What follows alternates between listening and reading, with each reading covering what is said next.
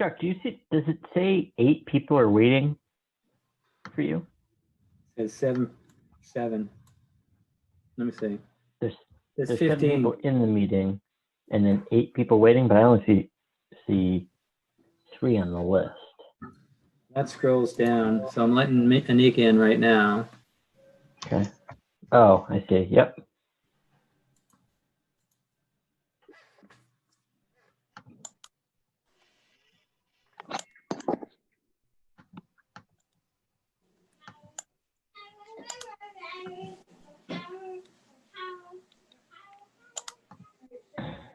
Evening, Anika. Hi, everybody. Hi. How you doing, Carl? So good. Glad to hear it. Liking this weather. That's good. That is good. It feels refreshing outside. Isn't it like New England to change on a dime? I know. Seriously, like in 12 hours. Oh, how are those signs doing over there? My wife said that they changed. Did they move one? Yeah, they did. I was out the whole day. I have no idea, but they looked good to me. It's the first time. I thought they came out real nice. They look very official. Mm-hmm. Yeah, the neighbors already were asking and said, "Wow, what nice signs." I said, "Yeah." Yeah, I was really expecting more action on those signs. How are we doing on participants? Any more?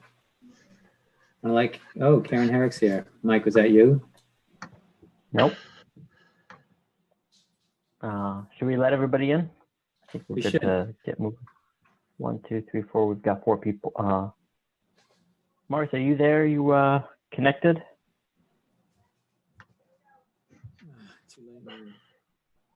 Let's give her a second.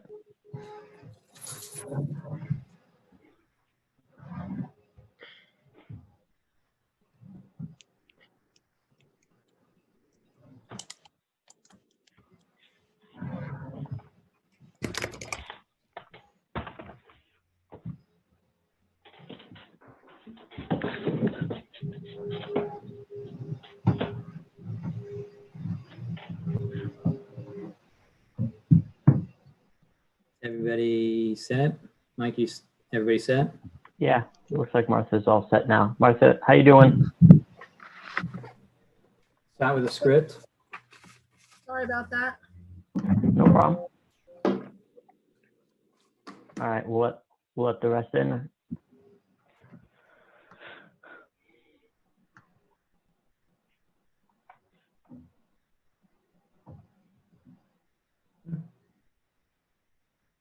Good evening. We'll be beginning in just a moment here. The whole unmuted thing. Hello, I just wanted to say hi. Hi, Karen. Hello. Hi, Karen.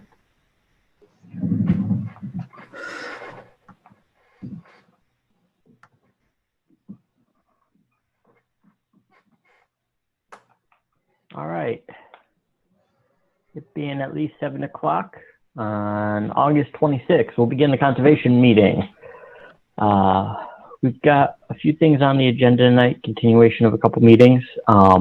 Before we get moving, we've been doing this now for a few months, but we'll let Chuck Taroni, our administrator, go through some ground rules associated with public meeting and how we're going to run it. But before we go through those rules, I'll introduce the commission that's in attendance tonight. Commissioners, if you could just remember this order, this is how we're going to end up voting. I'll start with myself. I'm Michael Flynn, Chair. Anika? And Anika Scanlon, Vice Chair. Carl? Carl Saccone, member. John? John Sullivan, member. Martha? Martha Moore, member. Scott? Scott Keith, member.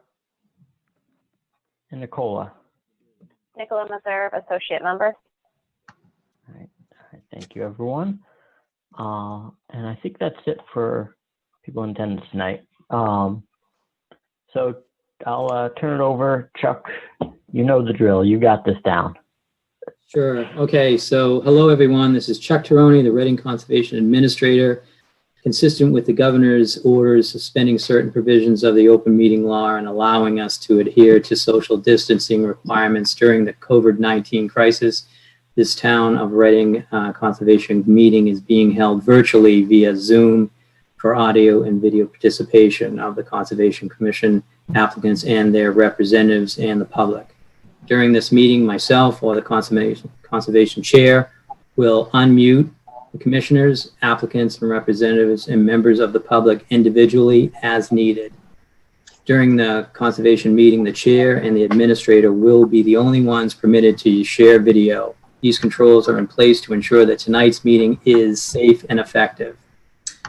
Mike went through the roll call, so I'll just move on and say that thank you, everyone. Please note that tonight's meeting is being recorded. And that's a good reminder for me right now. Tonight's meeting is being recorded. All the material for this meeting is available on the Conservation Division page website, and recommend that the commission members and the public follow the agenda as posted on the Town of Reading web page, or as otherwise noted. However, because this meeting is being conducted remotely, I advise applicants in particular that the commission cannot discuss or consider documents which are not previously posted. Information, however, be presented orally.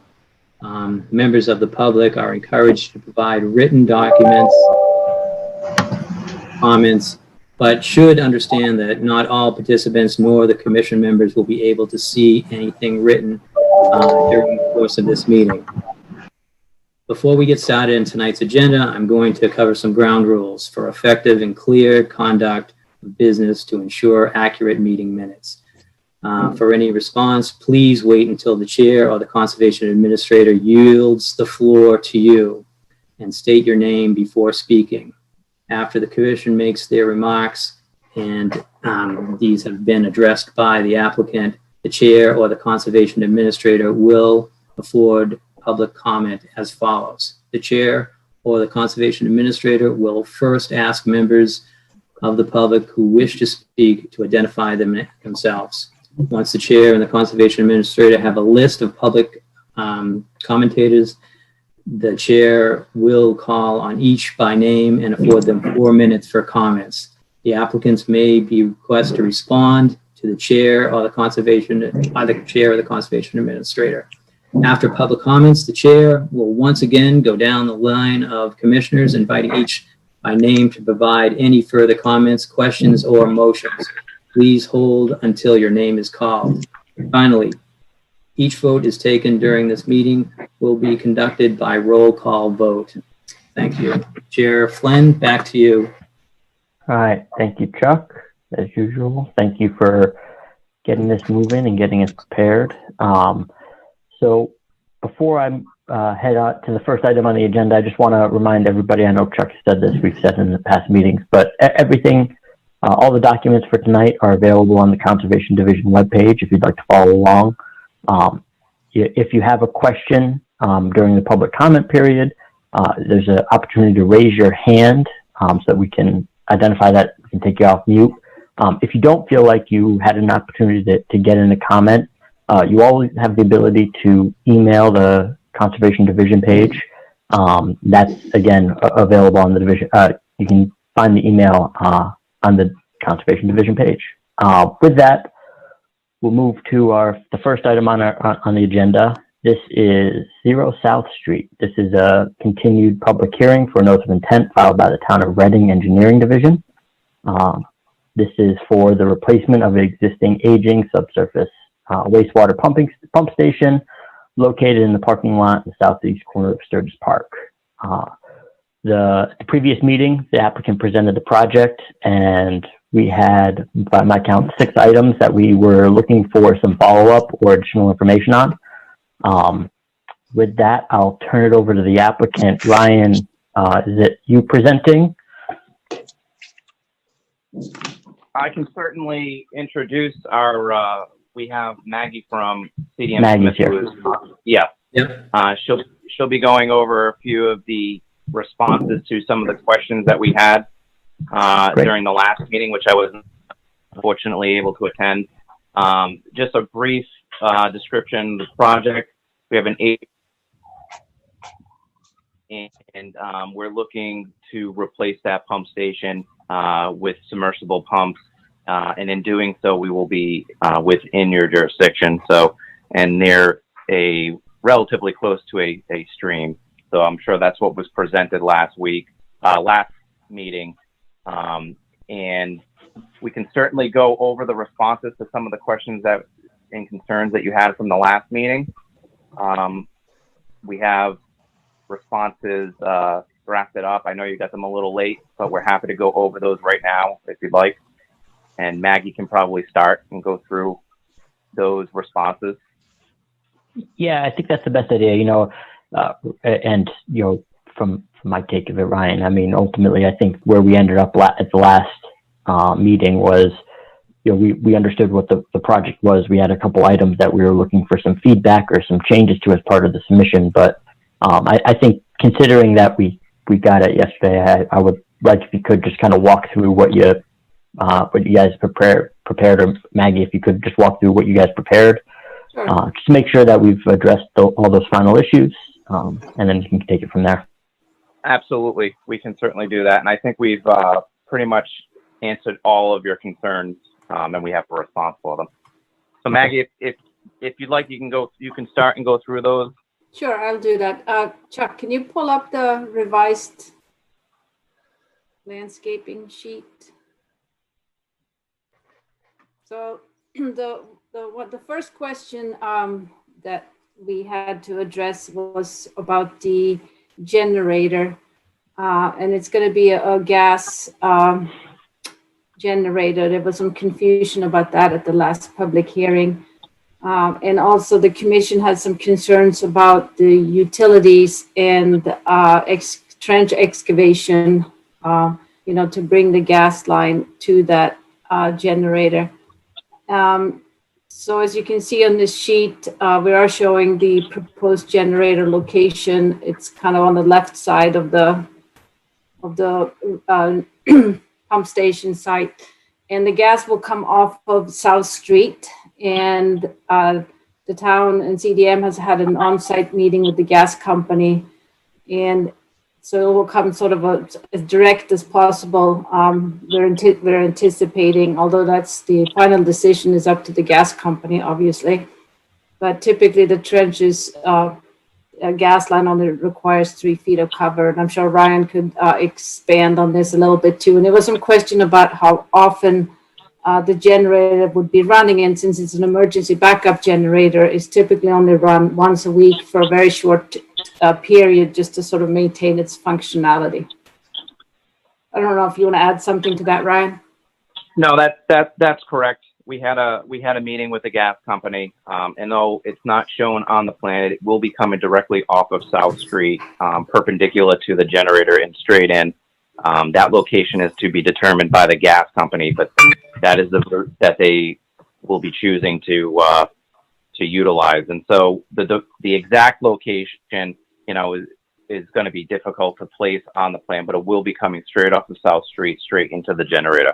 So that's the intent from the gas company. And just to add to that, to the use of the generator, we have a similar generator at Charles Street. It's for emergency purposes only, so we don't lose functionality of the pump station and have surcharging of the sewer system. And so we exercise that periodically once a week to make sure that we have that functionality during an emergency. And it's a very brief running of a generator, just very similar to anyone's house generator that runs once a week. So we can choose at any point when we want to have that come on. It can be during an off-peak hour. It all depends on how the sewer supervisor wants to run that generator when he wants to have it exercised.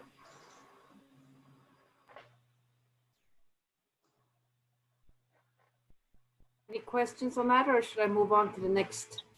Looks like Anika has a question. I have a question regarding something else, so I'll hold it. Thanks. Okay.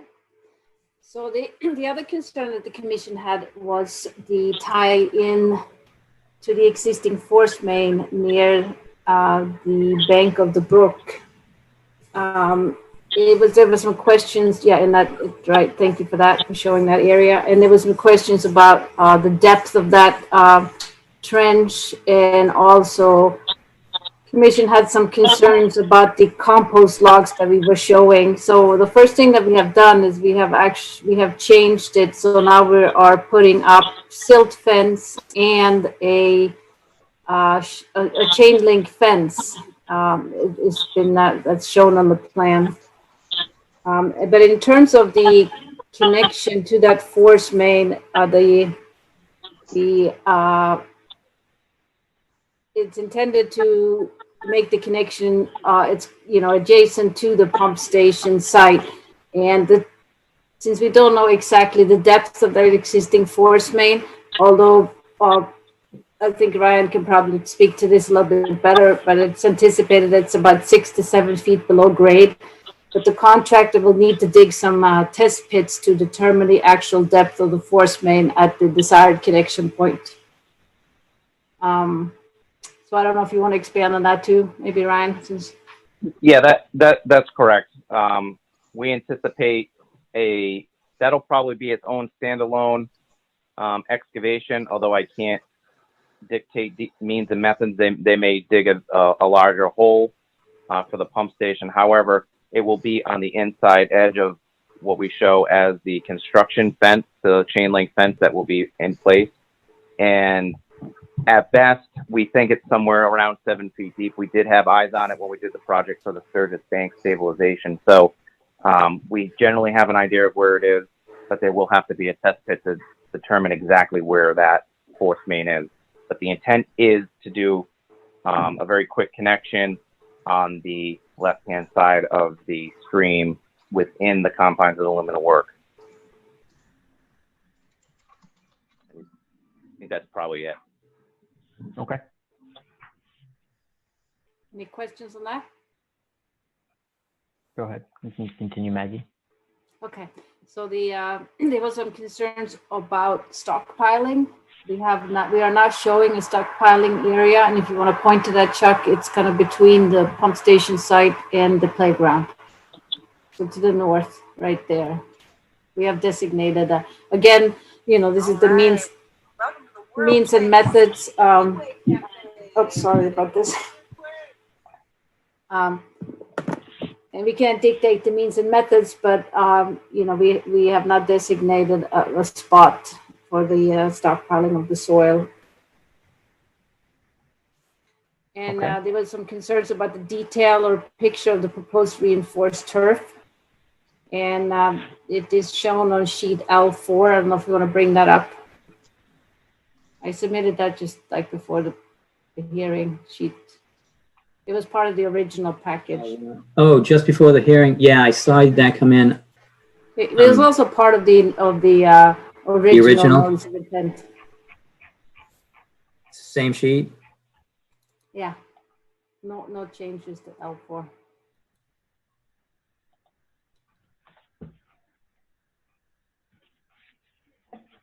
Or you can just show the photo, because it was the same material that was used at Charles Street pump station. So basically it's like a plastic grid, which gets, filled with soil and in the plantings.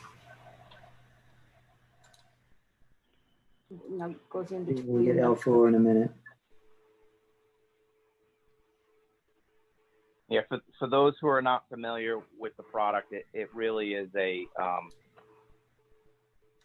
want to say at best a 4-inch thick honeycomb type open lattice work of plastic that gets put down, and then topsoil gets placed inside of those voids and grass grows in.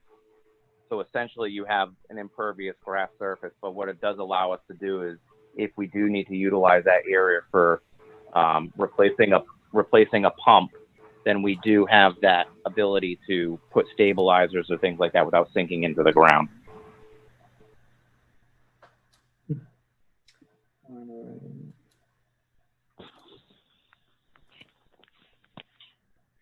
There you can see it's a special plant. There's a little picture showing the reinforced turf, the honeycomb grid that Ryan mentioned.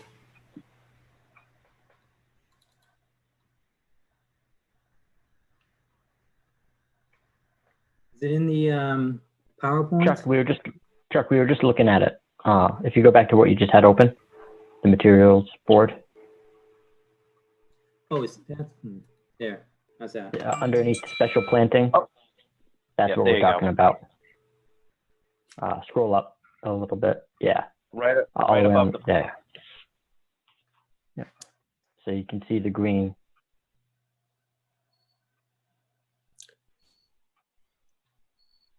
Mike, can I interject with a question at this point? Because that was Go ahead. a question Go ahead, I had. Anika. Is there a detail on how the reinforced turf is going to be installed? Is there detail for that? Yeah, on sheet L4. It was part of the original package. Oh, Yeah. okay. I have not seen that. At least the materials just provided to us had some details, but the turf wasn't on it, so I'll have to go back to previous emails. We can also provide the commission with the specifications, the construction specifications section for that. I don't believe we have provided that, but that would give, a lot of, all the detail on what manufacturer and all the installation method. Yeah, I wanted to see, the depth of the reinforced turf. Is there going to be a sub base beneath it? What type Yeah, of turf? that's so on sheet L4, it's going to be it's a 8-inch. Here, let me pull it up here. So it sits on compacted subgrade, and then it has between the grid, the honeycomb, and the subgrade, there is 8 inches of a sandy gravel base. Okay. And then you put the reinforced turf mat, and then the soil goes on, it's filled in those little honeycomb grid. Okay. I look forward to finding that. So on sheet L4, it's detail 4. I'll write that down. The I'll see right-hand if I can corner. find. So that original plans, I'm at a disadvantage here because I'm in a remote location. I'm not at my desk, and I can't back out of all this and get to my desk in Reading and re-download those plans. So they were sent to you for the first meeting, which was August 12th, and it was Okay. clearly marked on South Street. So everything should be in that email if you want to pull it up. Okay. I'm trying to find it. As I try to find it, let me jump to my second question if I can.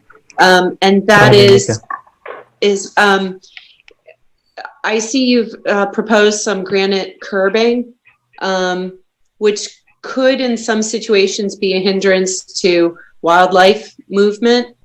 And so I'm wondering,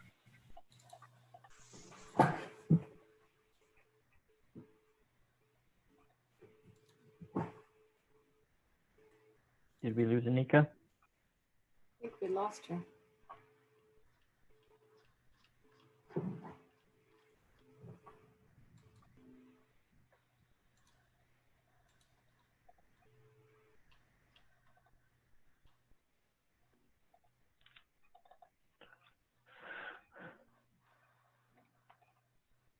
All right. Well, while we give her an opportunity to join back up, Chuck, I took over and just brought the detail.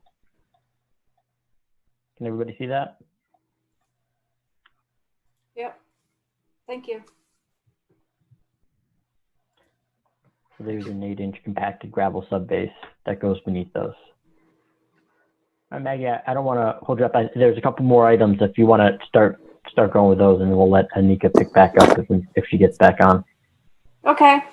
So I'm Oh, I'm back. Have I mentioned how much I enjoy Zoom calls? I'm sorry about that. Just the curbing is proposed to be granite. Is there, and that can be a hindrance to wildlife movement. So Is there any thought of making those asphalt curbs? Do you want to answer that, Ryan? We thought about it, and then because we have to plow this section out, asphalt curbing really does not stand up very well to plowing, and we really don't want to encroach into the park space area. We really kind of want to keep everything very nice and neat and clean, and be respectful of the park area. And so that's why we decided to put the granite curb. It just holds up better against plowing. In an area like this, we would not just plow, we would probably use a front end loader as well too. So that's a lot of force up against that asphalt berm. But that's a good point, Anika. And also, Anika, the chairman pulled up the detail of the reinforced turf. Thank you. Okay. We were talking about it while you were gone, but there's an 8-inch gravel base below Okay. the.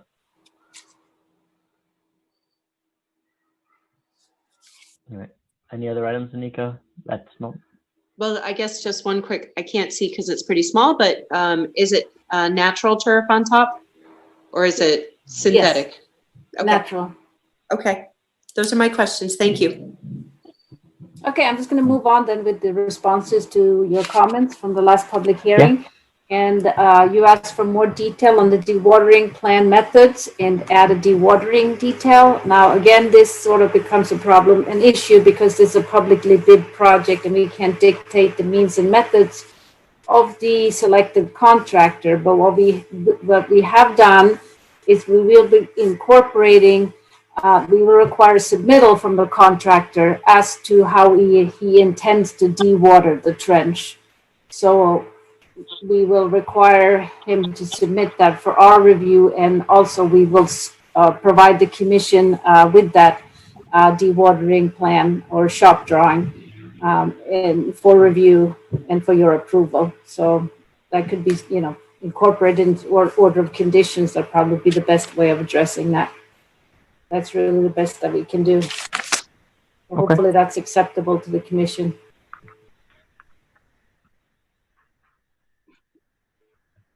And then the last question, the last comment or requirement was that we had to adjust the caliber of the three American linden trees that we were planting as part of the tree replacement policy that the commission has, or that the town of Reading has, and that has been just adjusted to 2.5 inch, and that is on sheet L5, I believe. That was resubmitted to Chuck yesterday. And I think that's, unless anyone has any additional comments or concerns. All right, so I think rather than going around the horn, I mean, those were, I think you guys had explained the 6 open items pretty well. I think you went through them in detail. I don't have any questions. I'll open up to the commission first. Chuck, I know you might have something here, but Martha, do you want to?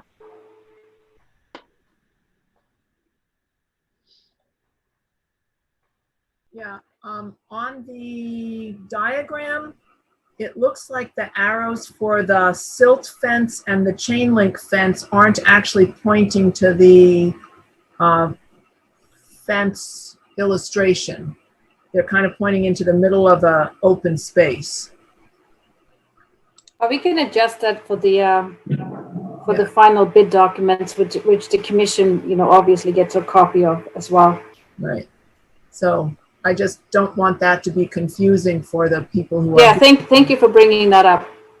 And the reinforced turf part, that's not intended to be parking for cars at all. That's just for the stabilizers for the machinery. Yes, Correct. It's not for parking. Okay. And Correct. I know That's just in case we need reinforcement for our machinery. Right. Okay. So it'll look like grass to all the people who come and park in the parking lot. Yeah. Yes. Correct. Okay. And I went by and checked it out today, and I see the tree marked on the plan is the existing linden tree that's there, and you're going to put 3 more in more or less where the pine trees have to come out. Is that correct? Correct. And the pine trees have to come out in order to do the excavating? Yes. Yes, that's correct. They're too close to our excavation to become a safety hazard because of their height. So they do have to come down. That we have talked to the tree warden and the parks commissioner about that, and he will ultimately have some sort of decision on what type of tree as well. So we've shown linden, just the same type of tree that was there. And as you can see on the plan, we've also added extra protection around that existing tree outside of the drip area, so we don't have any stockpile or compression of roots around that tree, so we can make sure we save that tree. But we're fully committed to putting whatever we need to back to that park to make it better than maybe what it was. Mhm.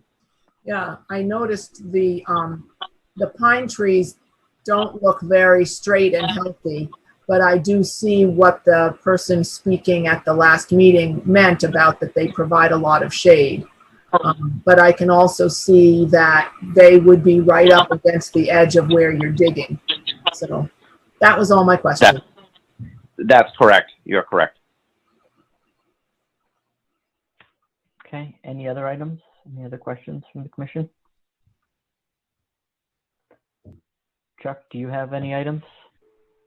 I did. The only thing I was going to bring up is I pulled up the last minute email from Maggie, and it seems to say sheet L4.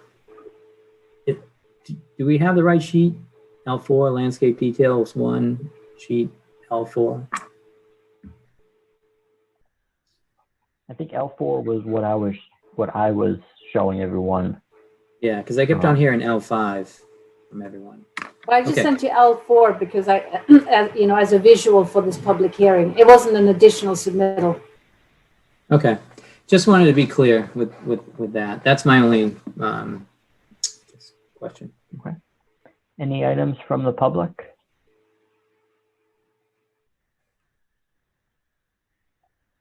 All right, I'm not seeing any. Karen, Yes. go ahead. Hi, thanks for letting me chime in. Yeah. And this may have been asked in a prior hearing. Forgive me if it was. So I'm a little concerned. You guys may know that we just did an audit of methane gas leaks in town, and the Attorney General has said that Massachusetts will be phasing out of natural gas pipes. So, so one of the concerns with that gas leak audit was to preserve trees. Gas lines by nature are leaky, and if there are trees nearby, then they're in danger when the leaks start. So I just wanted to ask if there were other options explored for the powering of this. As I understand, it's a backup pumping station. So this might be a question for Ryan. Thank you Go for ahead, the Ryan. question. Thank you for the question.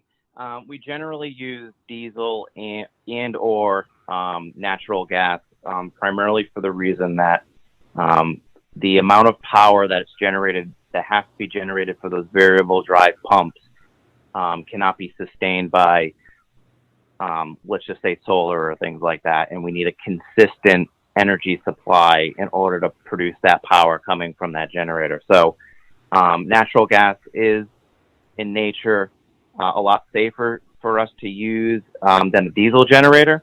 There are safe containment for diesel generation, but that in the future, if you have a leak from diesel, there's a whole cleanup that's involved. The gas lines that will be going to, and again, I don't want to speak directly for the gas company, but the gas lines that will be going directly to that natural gas generator will be seamless, high density plastic piping. It's not going to be any of that unlined cast iron or steel, bare steel pipe that the leaks come from. So that's what will be going directly to that gas generator. And that is probably the most consistent way that we have to power that generator in a safe fashion to make sure that we do not have a sewer backup when we have an emergency power loss. Right, right. And that's awesome. Are you seeing electrical options for these type of generators? Because that would be a consistent power source. I guess I'm not following that question. You mean as far as photovoltaic? No, I mean, can we power a generator? Does it have to be, it's kind of like, so you're running a gas line out there. So are there, pumping solutions where we could just plug it in? So I'll try to clarify this. And again, I apologize if this, I'm not answering the question that you're asking me, but I think I am. The pump and the pump station, we have 3 pumps. There'll be variable speed drive pumps. They will be electric submersible pumps. Those pumps will run 24/7, 365 on electricity. Okay. We chose variable speed drive. This is important to know because you'll be interested in this. We will have an energy savings with variable drive because it'll only pump what it needs to pump. So the energy will only be used, it will fluctuate. So we're able to do that on the curve. And so we're powering this, and we power all of our sewer stations by electricity. When the power goes out, we need a backup to that power supply. That is where the gas generator comes in. That will supply the electrical source to power those pumps. So we need a redundancy. Because if we don't, this is a major pump station. We'll have a surcharge in the sewer system, and then it will back up into homes or in the streets, and that's considered an SSO, which the commission's aware of. We don't like to have SSOs, especially around a stream. So these are the reasons why we have redundancies in for our pump station. Okay, thank you for clarifying that. You're welcome. Yeah, we don't want diesel. We don't want gas leaking, and we don't want diesel in our conservation parks. Got it. Thank you. I agree with you. Thank you. All right. Any other questions or comments? All right. I'm hearing none. Chuck, you didn't have anything else. I'm sorry. No. Did we end up? Did you have the ability to end up preparing? I don't remember if I ended up seeing this. A draft order for the commission to review? I did not. Okay. I don't believe that was part of our review at the last meeting, but it will be ready for the first meeting in September. Okay. So I guess with that, I'll open up to the commission if we feel like if there's any other items. If not, we'll open it up for a motion.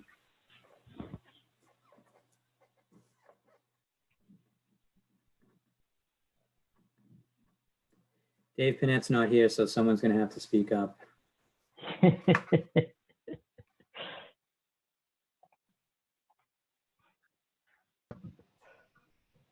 Anika, how about you?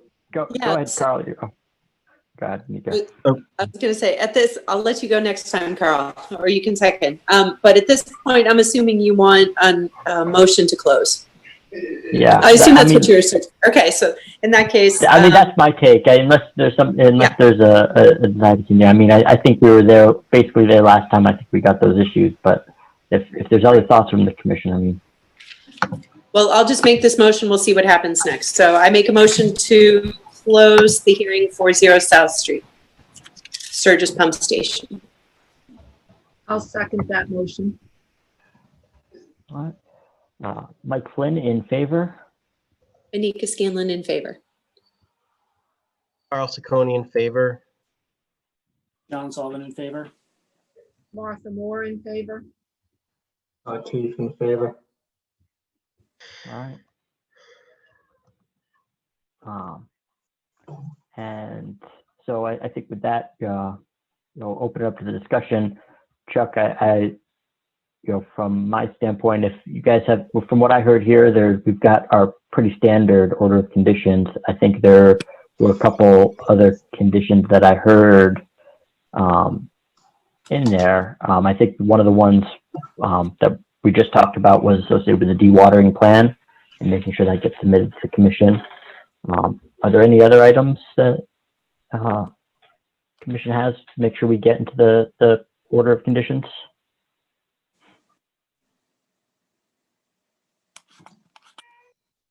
I think that's it. So we should have that prepared for the next meeting. I should. Do you want to make a motion to issue at this point, or you want to wait till the next meeting? I mean, if it's not prepared, I think we should have a review. I think we can make a motion at the next meeting for an issuance. I think I'd like to just make sure we see it and give the applicant an opportunity if there's something in there that just doesn't align with what they heard here. So. All right. Thank you, Ryan. Thank you, Maggie. Thank you very much. Appreciate it. Have a good evening. All right. Bye now. Bye. All right. We're moving along to 23 Temple Road. This is a continued public hearing for a notice of intent filed by Danielle Michelle Graffi under the Wetland Protection Act, MGL Map Chapter 131, Section 40, and the Reading Protection Bylaw, Section 7.1. This is for the construction of an 18 by 20 two-story addition with full basement within the 100-foot buffer zone. This is DEP file number. I think we did this last time. Chuck, do we have a number for this? I'll look it up while you continue. All right. At the last meeting, we had given the applicant some minor comments to include items associated with the plan. I think we received some documents for this meeting with an update, but I'll turn it over. I think I saw Jack.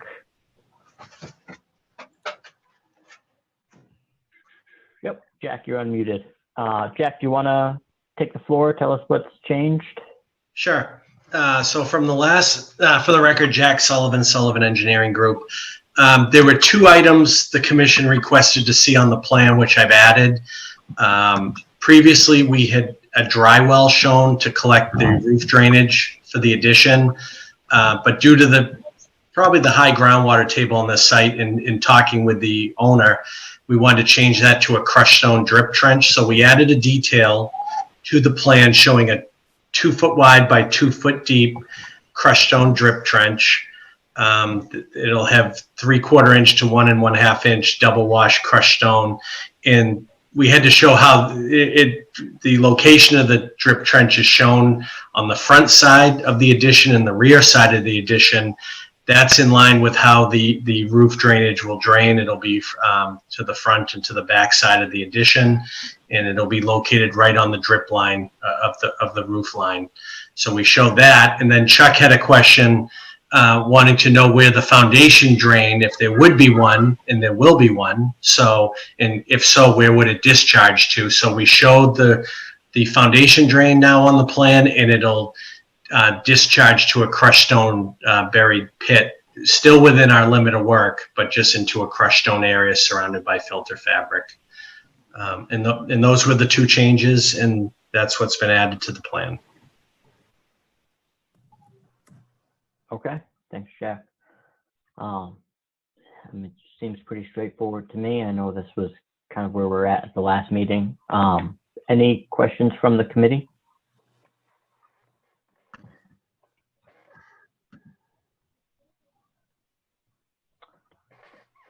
I'm seeing none. Any questions from the public?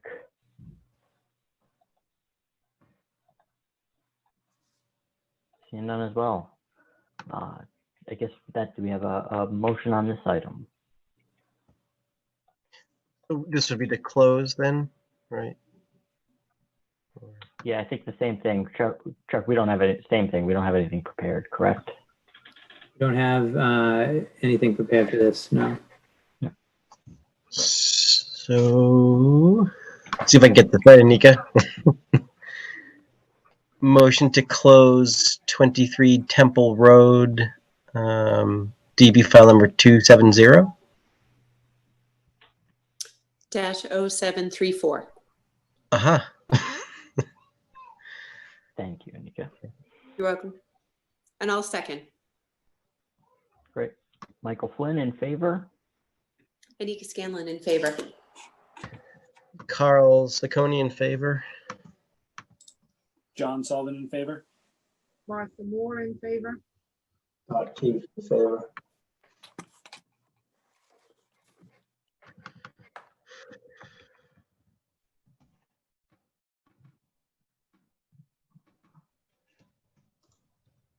Is that it? All right. Sorry, Scott, I didn't hear you. Can you hear me? Yeah. All right. So same thing. I'll open it up to discussion between the commission, but it sounds like this is a pretty straightforward order of conditions. I mean, I don't know that we have any sort of special conditions that we're worried about getting in there. Chuck, do you recall if we had anything from the last meeting that we had got in there? I mean, this is a straightforward. In the last meeting, we only had those requests that Jack added to his plan. So after receiving the plan, I think that we were, and getting the update, that was what the commission asked for. Okay. All right. So we'll get it together. We'll get it up, and sounds like we'll be ready to issue at the next meeting. Great. Thank you, everyone. Thanks, Jack. Yeah, thank Yep. you. Thank you, Jack. Yeah. Yep, thanks, guys. All right, moving right along. 43 Woodland Street. This is the opening of a public hearing for a request for determination, RDA, filed by Michael and Don, I apologize, Mike Puglia. The applicant proposes to construct a 20 by 16 foot screen porch to replace our existing deck or single family home. A small portion of the property is within the aquifer protection zone. No trees will be removed as part of the project. All of the work is within the 100-foot buffer zone to BVW. Just as we've said with all the other projects, the documents for this project are available on the Conservation Division webpage. With that, I'll turn it over to the applicant. Mike, go right ahead. Let us know what's going on. Oh, you might be muted here still, Mike. Maybe on your headphones, but not on the...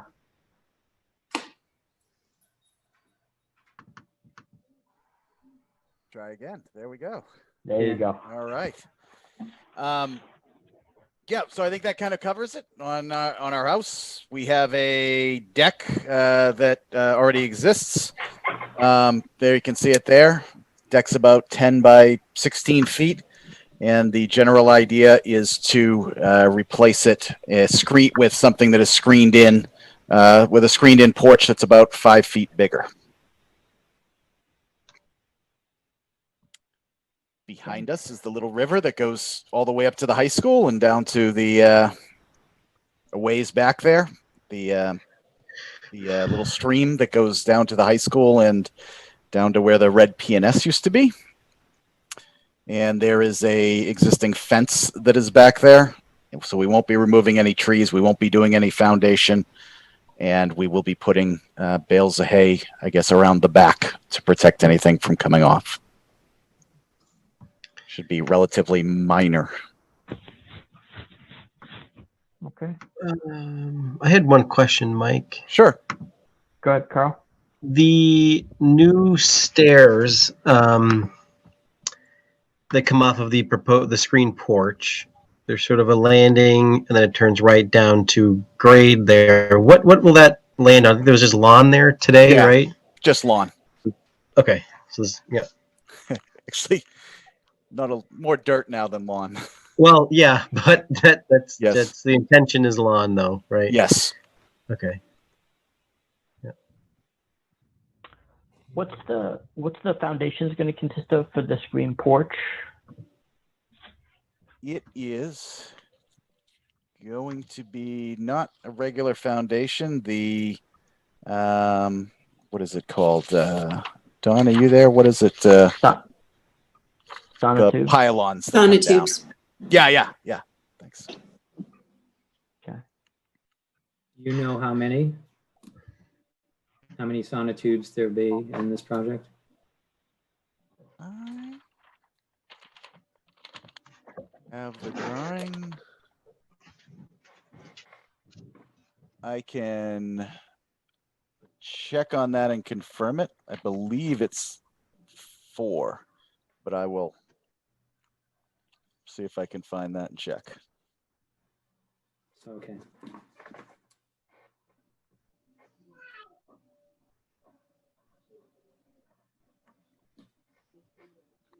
All right. So, and just Yes, so confirmed. Confirmed it was 4. Okay. Just so I'm clear, Chuck, do you mind scrolling up a little bit? I don't have my plan open.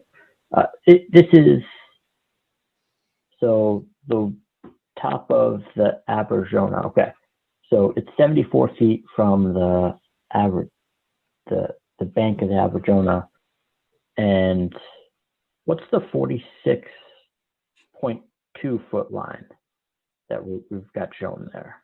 Is that the property line? I believe that's the property line. Okay.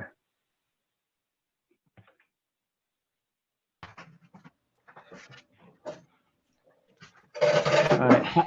So before I open this up to the rest of the commission, I guess one of the first things I thought is, what's the plan for access? Do you have the ability to go around the driveway on the right there and get back there? Is that where equipment would be? Yep. If you create Things would all access? be on the driveway, and then you can walk around the corner to go to the walk around the side of the house to go to the deck. Okay.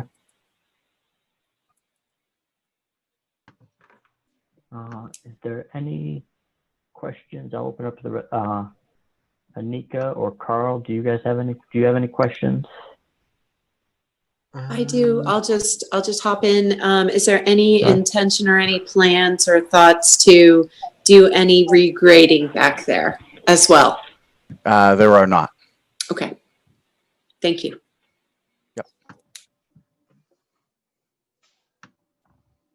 I think that was good for me, Mike.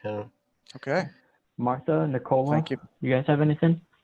Yeah, I'm thinking about during the construction, will the construction vehicles be driving through that fence and around into the back to actually do the building? No. So they should be able to do everything from the driveway and just bring things around. Mm-hmm.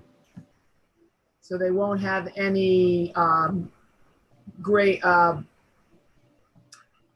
vehicles to build the sonotubes with, to dig the holes in the ground or anything? I believe they will excavate with, hold on one second.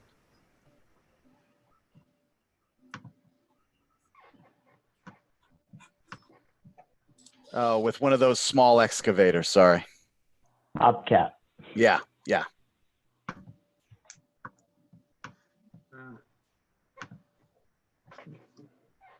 And Is the number of,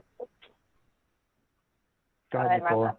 is there I was just going to ask if the number of sonotubes, if that is a level of detail that you would expect to see on this plan, or maybe a question for Chuck.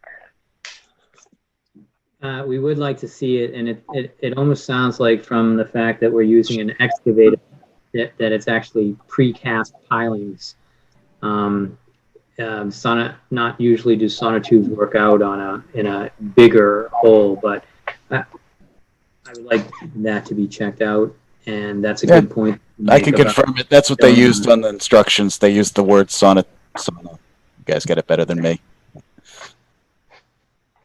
It's just that when you're moving machinery back there, the risk goes way up.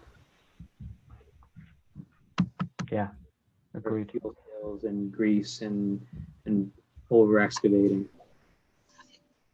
And in general, I think it'd be good if there's any excess soil, and that needs to be stockpiled from that removal. I think we want to make sure we identify an area. I don't know if there's room in the front, but we want to identify an area that stockpile would be kept. Okay, we can put that on there. Martha, I apologize. I cut you off there earlier. Do you have any other you had another question?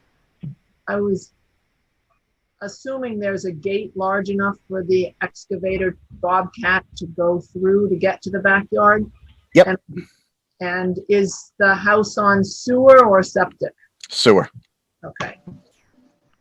So there's nothing in the backyard that driving over is going to have an issue? Nope. Mike, I have a question for you. Do we then want to know or understand where the fill or the cut will go, the earth will go? So if it's stockpiled in a location on site, but then once you fill the holes with sonotubes and you backfill, I mean, you're going to have excess material, right? Or is that taken off site, or? If there is, they take it off site. Mm-hmm. Okay. Absolutely. Yeah. Yep. No, that makes sense. Scott or John, do you guys have anything? I don't have any questions. Yeah, I think we've covered everything I had. Chuck, do you have any other items? I was just going to, I was going to mention that it looks like that the erosion control seems pretty far away from the construction, and I'd like to have that moved up. And I'm not sure if the commission agrees with straw wattles. Our standard is 12-inch mulch stock. I'm not, if this is lawn and it continues to be lawn in back of that area, the straw wattles might be fine, but that could be something that I'd like to have permission to change, at my pre-activity meeting, if needed. Yeah, I guess Chuck, for what it's worth, I guess what I would say is that, I think if this could be a pretty simple project. I think if there's going to be some machine back there, and I think exactly what you said. I think you're going to have a pre-activity meeting that's always indicated in the RDA, and if there's an indication that there's going to be some equipment back there, that might be the case that calls for having a little bit more than just straw wattles. But otherwise, straw wattles may be adequate. So I'm fine. I'll open if anybody else has any comments, but I'm fine if we kind of put it as, look, based on the pre-activity meeting, we can kind of make that judgment. It's fine with me. Yeah.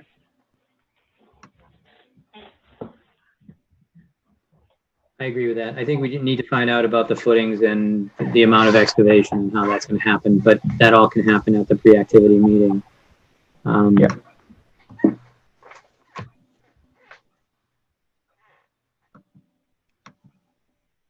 Okay. Is there anything else from the commission? I'll just open up to the group before I turn it over to the public.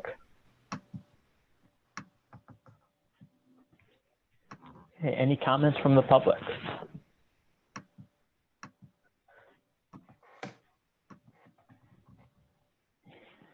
Hearing none. So looks like we've got some minor items to just address. I guess with that, is there a feel for from the commission on a motion here? In general, so I guess what it says, in general, what we've been doing is not closing a hearing that's open that day on the first meeting because of the COVID, because of the remote sessions. So, I think while the details we're looking for are minor, and some of these may be able to be handled by Chuck in the pre-activity meeting, I guess my take right now would be let's have the continue. I mean, I think there's really small items that we want just kind of clarified on the plan here and as details, but it seems like we're basically there.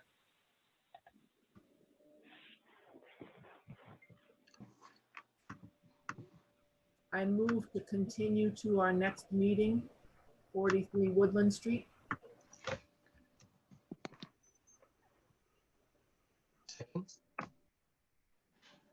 Michael Flynn in favor?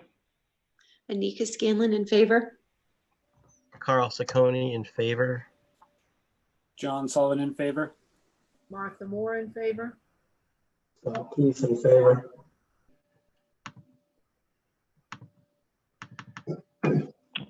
All right. Thanks, Mike. All right, great. Thank you. All right. Moving right along to our old new business. Chuck, I see Ann is here, so I think I'd like to, and I know I think I've seen Joe and the group from Main Street's here, so maybe we should attack that one first on the old new business. If that makes sense. It does. All right. So this is the order of conditions for. I've lost it. Where is it on our old new business? At the very. There it is. Up the middle. 270-0727, 259-267 Main Street, map 12, lots 29, 30, and 39 and 40. Jay Finnegan, Stonegate Construction Corp. So basically, just to kind of recap where we've been, because it's been a little while, now 3 meetings ago, we closed the hearing, but did not issue because we were waiting to see what came out of the planning board and if there are any changes. But we did want to make sure we closed so that the planning had an idea that the commission was all done, and we felt like this was a project that where they were at was where it was going to be. Since that time, I know Ann has been our third-party consultant has been working hard to help prepare the order of conditions. That was circulated to the commission between the last meeting, and I think we got some last-minute edits as well today. Ann, do you mind just explaining a little bit what came through today, if you could? Sure. Let me get to the email myself. So Joe Pesnola, the engineer who represents the applicant, had a few questions or comments about the special conditions that Chuck and I put together. So today I responded to those comments. Some of those comments were things linked to further clarifying cross-references to and specificity for stormwater structures and things like that. Several of them were, he was concerned about the recommendation for 5 years for the monitoring of the invasive species management and the mitigation for the buffer zone and the wetlands work. And he was concerned about that and how that linked to closings on the condos and closing out the permit. But my response in the email was that I understand his concern, but I don't really think that the decision on how many years the monitoring should occur should be linked to the convenience of closings for the units. That I really think that for this type of work, especially because invasive species are involved, that 5 years is really required. So my recommendation to the commission is to stick with that 5 years. And he had asked about how that would impact getting a certificate of compliance, and every commission does it differently. And I think Chuck responded that you guys wait till the very end versus issuing partial COCs, but that a lot of the local lawyers and real estate folks are used to that and have figured out a way to work around that in closings on condos. So I still recommend that you stick with the 5 years for special conditions 12, 15, and 16. Okay. I think what the other questions were, the others were more around the clarifying, observing the placement of crushed stone, whether that was around all utility trenches or specific to some of the stormwater work. I think we clarified that was specific to the storm tech system, filtration system. Is that right, Chuck? That's right. And then he had some questions about the recommendation for cleaning of the water quality units. And it was, I'm reading through what this question was. One of them was there wasn't a vegetated swale. We had included a comment about maintenance of vegetated swales inadvertently, and there aren't any vegetated swales. So it's mostly kind of cleaning things up and tightening up some of the special conditions relative to the stormwater. Yeah. Okay. And he's recommending looking at the system after 1 inch of sediment and thought that was acceptable. So I'll change that in the order of conditions.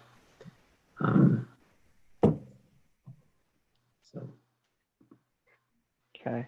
Did you have any questions about, excuse me, any of the modifications that, or any of the special conditions that Chuck and I put together?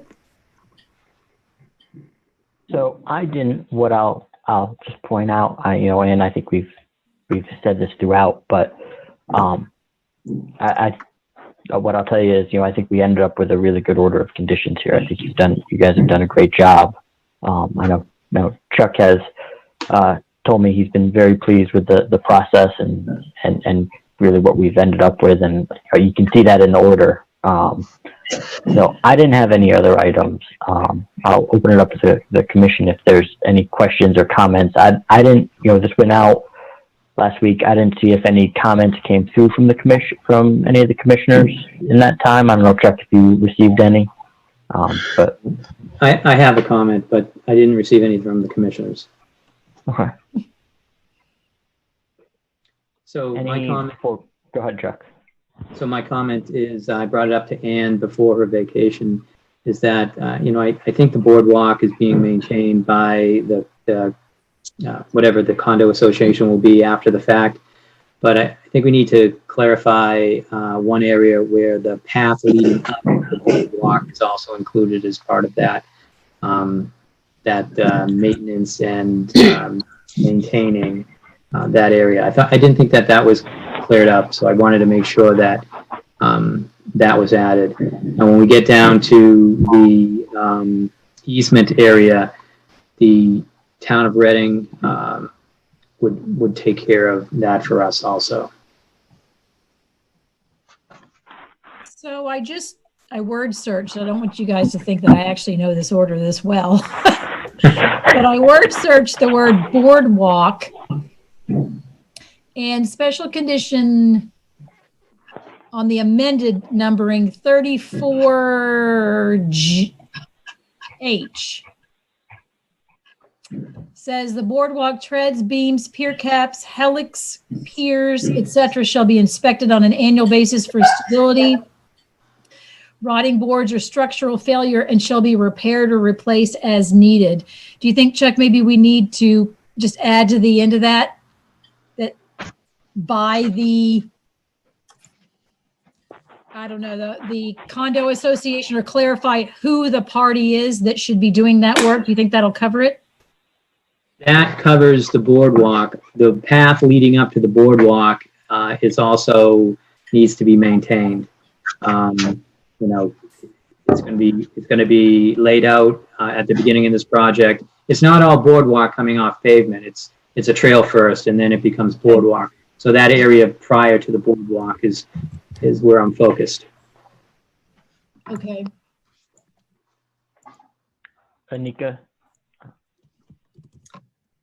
I agree with that added wording. I think it's important that some sort of language get put in there, especially considering the continued use of this property and who it's going to go to and how that's going to be managed. My question pertained to something else. I was thinking, if it's not already in there, Chuck, as our standard language, I'd like to propose that we add some sort of sentence about reuse, about what the fill material at the site is going to be. Because I know some of the preliminary environmental reports did find, some combustion ash and some kind of junky fill there. And I just want to make sure that some sort of language gets put into the order that any new filled areas are going to be filled with clean fill. So I don't know if you have a standard sentence for that, Chuck. I have something proposed, but. Yeah, I saw what you wrote. Why don't you why don't you read that out to everyone?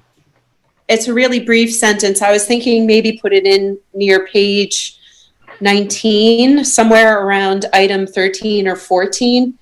And the sentence reads something nice and general, like, hold on, let me just go to the page. Something like, any backfill materials shall be free of contamination in accordance with the Massachusetts contingency plan. That would be And acceptable. then 310 CMR 40. Yeah. Just some general, because if Okay. they get in there and they start excavating some of the dirty, and if they come across additional contamination, they might be able to relocate that fill on site. And I don't want to see bad fill getting moved closer to the wetlands. That's a great point. And I think that Chuck and I could add some language. There's some standard language that I've seen in other orders that's not just contamination as an MCP contamination, but that any material that's used for backfill needs to have any kind of debris or Right. unnatural material. Right. Or Anthropogenic materials Right. screened out. Right. Suitable fill. Thank you. Okay. Any other items?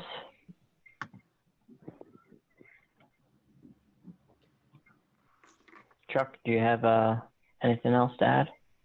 I don't have anything else to add. Okay. I think this is, again, I think Ann did a great job. I'm happy with this project. I love the fact that it has that boardwalk and that connection between Cross Street and Main Street, and can't wait for people to start using it. Yeah. Yeah, no, I agree, Chuck. I think this has come a long way. And certainly, considering where both the applicant and also the commission ourselves started, with what we thought this was going to be acceptable, and DEP kind of telling us something else.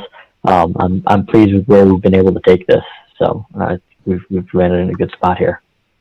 All right.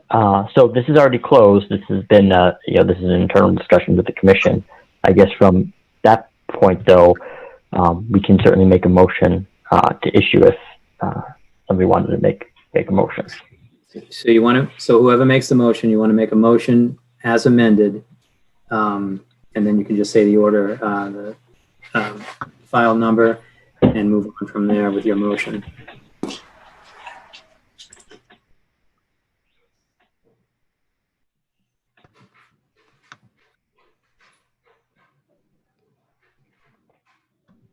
Go ahead, Carl. I'm looking at you. Only if you want to. So, okay, let me get it up. Hold on. So, motion to close. 270. It's already it's already closed. So it would be a Motion to issue. Motion to issue. Okay, a motion to issue 259 and 267 Main Street 270-0727. As amended. Say it. As amended. Oh, thank you. I'll second. Thank you, Carl. Thank you, Nico. Michael Flynn in favor. Anika Scanlon in favor. Carl Ciccone in favor. John Sullivan in favor. Martha Moore in favor. Keith in favor. All right. Thank you very much. And Nan, Thank thanks you. again. And thanks, Joe. Chuck, when do you think they'll have the order signed and starting the appeal period? You'll start the appeal period tomorrow, Excellent. and I can get that to you. Well, let's hear from Ann. Do you want me to incorporate these changes? That would be great. Okay. All right. I'll do it And tonight. Don't worry, Joe. yeah, Joe. And Joe, I can get that to you next week. Do you want me to send it, or are you making a special trip to Reading? We'll make a special trip to pick it up. Make it on Monday if you can. I have office hours on Monday now. Okay, It's very easy for me. Print and scan. we will do that. Okay, then I might do it tomorrow morning instead of tonight. Great. All right. Thank you, members. Ann and Joe, thank you. This was great. And Jay, he a great owner over there. And I know that he worked really hard and didn't forget about what the Conservation Commission wanted. And he wanted a project, but he was willing to work with us on what we wanted to. So just extend my thanks to him. If you talk to him soon, thanks. He's on listening, so he just heard. Oh, that. great. Thank you. I didn't realize that. All right, good night. Have a good All right, evening. thanks, guys.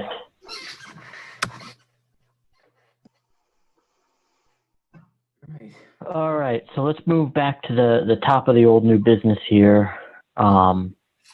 This is a request.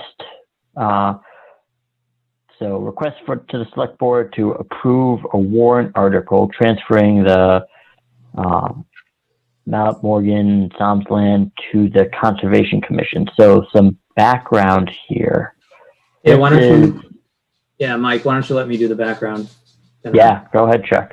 Yeah, probably be easier this way. So the Millet, Psalms, and Morgan land was discussed as part of the permitting for the trail grant process over at the Millet land that the Trails Committee is currently finishing up at this point.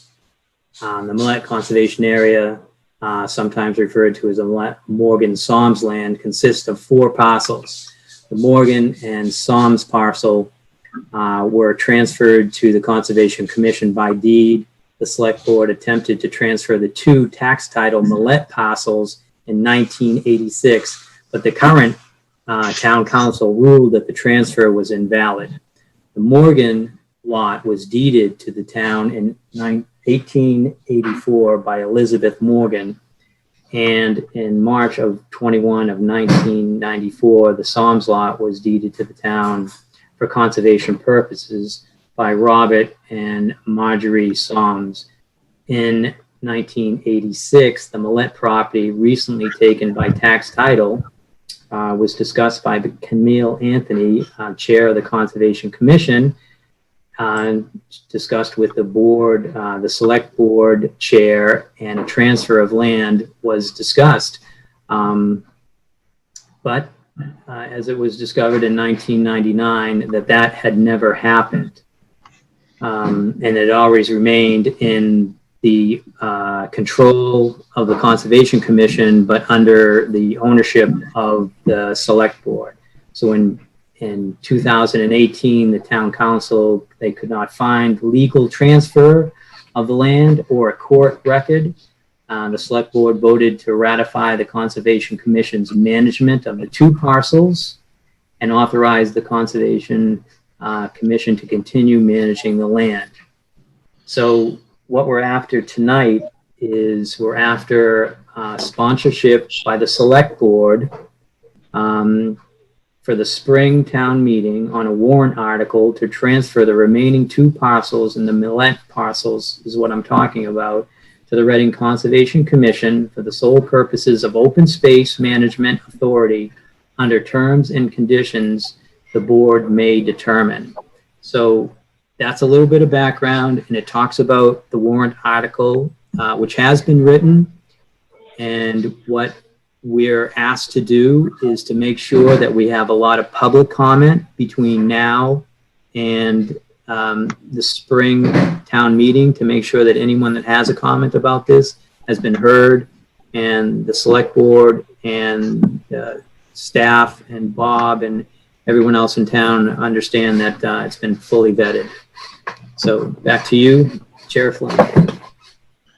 Chuck, this is why you're the best. That was a lot better than I would have done. So I guess from where we take this from here, this came up not that long ago. I think where we got attention from this is when we put the boardwalks out on the let. There was a vote to what needed to be done on that land, and we had realized that part of that was an area that we didn't have control over. Now, ultimately, we went to the Board of Selectmen and asked the Select Board, and the Select Board voted on their piece of it. But I think at that time, we sat there and said, like, it only makes sense to actually make that transfer. So I guess for what it's worth, I would say, I think this makes sense, and I'm in support of this. So what do we do to engage more public comment? What are some things we can do, from here to the spring, Chuck? So I think we will just invite the Trails Committee to a meeting, and we'll advertise what we're doing here. We'll probably do that at least 2 or so meetings and see how that goes. And okay. I'll get some more advice from my supervisor, Julie Mincier, and I know that we have Karen Herrick on the line, and maybe she has some advice with getting the word out and what the Select Board would want from us to understand that we've really made sure that anybody who had a comment was heard. Yeah, so thanks, Karen. So we'll get you off mute here. Karen's our Select Board liaison. Karen, go ahead. Yeah, I was just, so I heard you earlier say that lots of materials out on the website. So I had my town meeting hat on and I was trying to find this on your page. So I don't know, I couldn't find it, so I'm curious about what it looks like. This is not on our page. Okay. This information is not on our page, but I will put it up on the page. Okay. I think we're generally talking about permits on that page, but I'll have it up there tomorrow. Did you want to see the map? Is that what you were looking for, or just? I don't need to see it tonight in terms of like, we have a working town Facebook page now for the December of information. Just thinking off the top of my head, that'd be one way to start getting information out there, and with a link to your page for people that are interested, coming up on town meeting. What I read was something I put together from a bunch of emails and some background. And so I just put it together for tonight's meeting as kind of informing the commission of what we were doing. So that plan and the map and some more information that Kim Honneschlager had put together would be up on the page. And she did most of this background work. So I think that we would cover that and have the information on the page as soon as we start advertising the meetings to have this discussed. This sounds straightforward to me. And some of you are probably town meeting members. Are you thinking of any questions that you would expect town meeting to ask? It seems like it's just a administrative bookkeeping thing. I'll tell you, I don't know if you got it out of what I read, but there was a point where the Conservation Commission thought they were in charge of this land, and it was deeded over to them. And there was a town meeting vote way back. I don't know when. We can get that information out of here. But the town council never found any land record, land transfer, or court record that stated that had been filed. So that's why we're back at this spot. So we've been taking care of the land. It's 4 parcels. We've been taking care of the 2 parcels, and then had the permission to take care of the Millette land also, which is off of Hunt Street. And there's not anything we're in mind to do, but if another grant came through and you wanted to do some more improvements to that area, it would be easier for us to act quicker without taking that step to, getting permission from the Select Board when we're just improving trails. That sounds good. I have to say, I don't know what happened in the late 90s, but my street was a public road in the late 90s, and somehow in between then and 2016, when I said, hey, it's time to repave, it wasn't. And it wasn't only my street. There was a lot of pieces of paper that went missing, needed to be redone. So, okay. Go ahead, Martha. I am a town meeting member, and I'm sure a key question that the town meeting would want to know is there any money involved? And it sounds like the answer is no. And it also sounds like there's no immediate change intended for the use of this land. It's just who's in charge, which town entity is in charge of ownership. So I think if those two things are made clear, it sounds to me like it would go through town meeting quite quickly. I second the money. All right. All right. Good. So So we need Chuck, to I vote. think the best. What are we voting on? I don't know if we need a vote, but we need an approval by the commission to bring this forward so we could request that the select board sponsor us in this warrant article. If someone Okay. wants to just so move what I just said, that would be fine.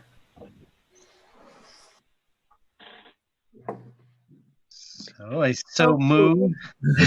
Second. Michael Flynn in favor. Anika Scanlon in favor. Carl Ciccone in favor. John Sullivan in favor. Martha Moore in favor. Keith in favor.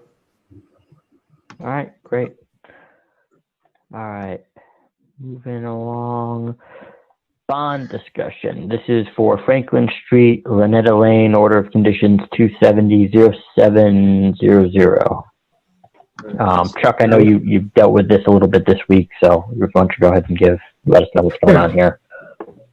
So we received a request from Mr. Bill Lombard to release a portion of the bond that is held on Lot 3 of Lynetta Lane, which is off Franklin Street across the street from the Wood End Cemetery.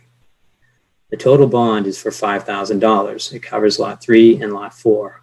Lot 3 received a certificate of compliance issued on August 19th, 2019. I recently reviewed the property, it was actually this week, and the lawn, the plantings, and the trees are all in good shape. So I recommend that the commission release half the bond in the amount of $2,500 made out to S&L Homes, LLC, 10 Middlesex Ave, Wilmington, Mass. Chuck, I guess I just had one question after you and I talked about this earlier this week. That this project included transfer or an easement, right? Did all that go through? Did all that end up happening? That's being worked on right now with the planning board. They're taking the lead on that. The ownership of this particular subdivision was transferred to another developer, and that was kind of sudden. And so it kind of, everyone had to take a step back and then understand where things were. And I think they all agreed with town council involved to have the Conservation Commission have that easement and that portion of land and back. So we're right back to where we started from. It's all back on the table, and it was never off the table. I think there was an amount of time there where it was going to be just like the Millette land, where the select board would have been in charge of it, but our care and custody. But I think that's been corrected. So okay. There's the update on the project is there's 4 houses complete, and they just tore down the building that's the big building that's up against Franklin Street, and then 2 more houses are going in there fairly soon. I don't even know if they've finished taking away the rubble. Yeah, I think when I drove by on Monday to get to Dean Street, I saw most of that building was still up, but they're in the process of demoing. So, okay. Any concerns or comments from the commission? Martha? I don't see this in the agenda. Is it listed under old new business and I'm just missing it? I'm missing it. Is it in the agenda? Let me pull up my. Yeah, so it's the second item in old new business, Martha, under bond. The second Highlighted. item on my copy is 53 Arcadia Ave. Same, Yeah. same with me. Same with me. Likewise. I guess I'm special and must have a.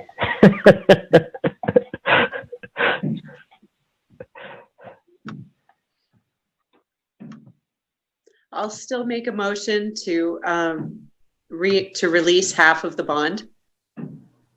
Second. All right, Michael Flynn in favor. Anika Scanlon in favor. Carl Ciccone in favor. John Sullivan in favor. Martha Moore in favor. Scott Keith in favor. All right. COC request for 53 Arcadia Ave. Chuck, I think there's nothing to do here yet, correct? No, we're still waiting. They've been issued their they've been issued their determination of applicability at this meeting. So you guys are going to approve that. I have to get to the agenda to make sure I understand what you guys are doing here. Just give me a second. Yeah, you know, Chuck, I'm looking at a PDF version. Sure.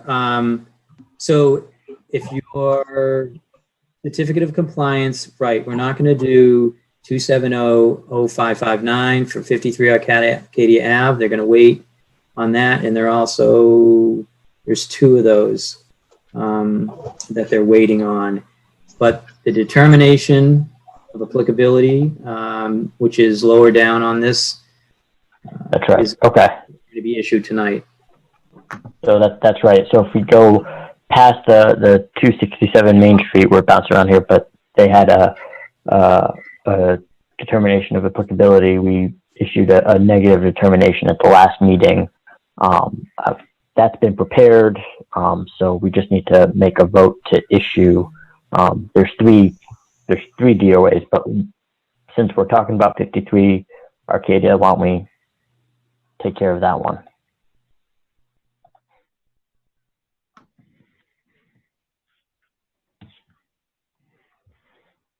Do I hear a motion?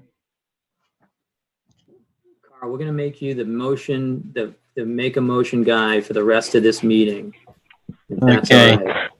Mm-hmm. So every time it comes up, it's going to be you, and maybe whoever's doing second will be spontaneous. Okay, so move to approve. Issue. Issue. Make a motion to issue. Yeah. Make a motion to issue 53 Arcadia Ave, Yep. RDA 202, yeah, for 0559. Right? No, so this is the RDA, so it's a little bit further below. The 2020-4. Yep.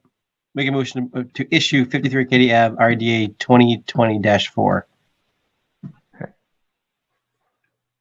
Second. All right, Michael Flynn in favor. Sorry, Nikki, you're on mute. Anika Scanlon in favor. Carl Ciccone in favor. John Sullivan in favor. Martha Moore in favor. Scott Keith in favor. All right. Before we go to the other RDAs, Chuck, is there anything else with Small Lane? Is that still outstanding as well, right? Small Lane is, so I gave a rundown on Small Lane. Me and Martha went out there and we advised the homeowner of, we got into the weeds and we told him what to pull out and what to leave. He said he was going to do that and contact us at that point. When that's cleaned up, he's going to come back and we're going to review that site and he'll ask us to issue the certificates of compliance at that point. Okay.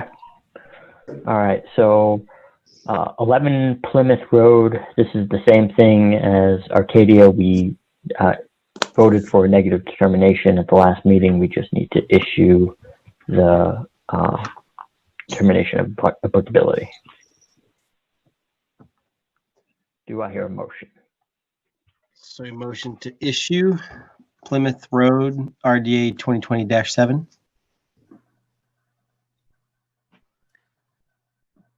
Do I hear a second? All right. Michael Flynn in favor? Anika Scanlon in favor. Carl Ciccone in favor. John Sullivan in favor. Martha Moore in favor. Scott Keith in favor. All right. And then one more determination of applicability. This is for 105 Lila Lane. Same story, different project. We issued a negative determination at the last meeting. We just need to issue. Okay, so make a motion to issue RDA 105 Lila Lane 2020-5. I'll second. Michael Flynn in favor. Anika Scanlon in favor. Carl Ciccone in favor. John Sullivan in favor. Martha Moore in favor. Scott Keith in favor. All right. Moving on down the list. Certificate of Compliance, 754 Pearl Street, map 38, lot 225, Dolan. So I think, I don't know if this was something that was added in mind, but so Chuck, maybe you can kind of give us a rundown of what's going on here and explain what happened with Dolan there and what we're trying to do. So Karen Dolan contacted me. She lives at 754 Pearl Street and stated that in a title exam, it showed that there was an open order of condition dating back to 1978. And the owner at that time was Arnold Baker. Karen's next email, and she had asked me to look around and see if I could find a certificate of compliance. And being remote, I had no access to the archives, the paper copies, the boxes, and all that. And there is a little bit of slippage in what we've recorded and what we've scanned and what's up there. So it still makes sense to go and check what's in the archives. She actually emailed me back after I told her I couldn't find anything, and I did an exhaustive search for the electronic files and said that she had found her old copy. It's a copy of the certificate of compliance, and that she would like us to either issue that, reissue it based on having that copy, or do a copy certificate. So in this typical situation, I would find the file, I would look through it, I would verify that we have a copy also, and I could have a notarized copy certificate of the original made, just saying that it's a true and exact copy of the original order of conditions. But in this situation, it's a little different because I don't know if we have a copy. She has the only copy, and I can't get the archives. Even though I'm working on Monday in town hall, I'm not sure that that's the day to go up in the archives and spend my time up there on this. There's so much work at town hall at this point when you first show up. So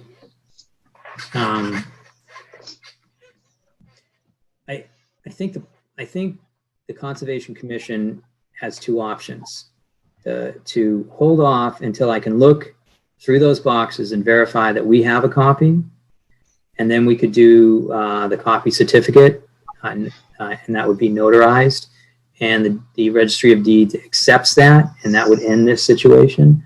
Or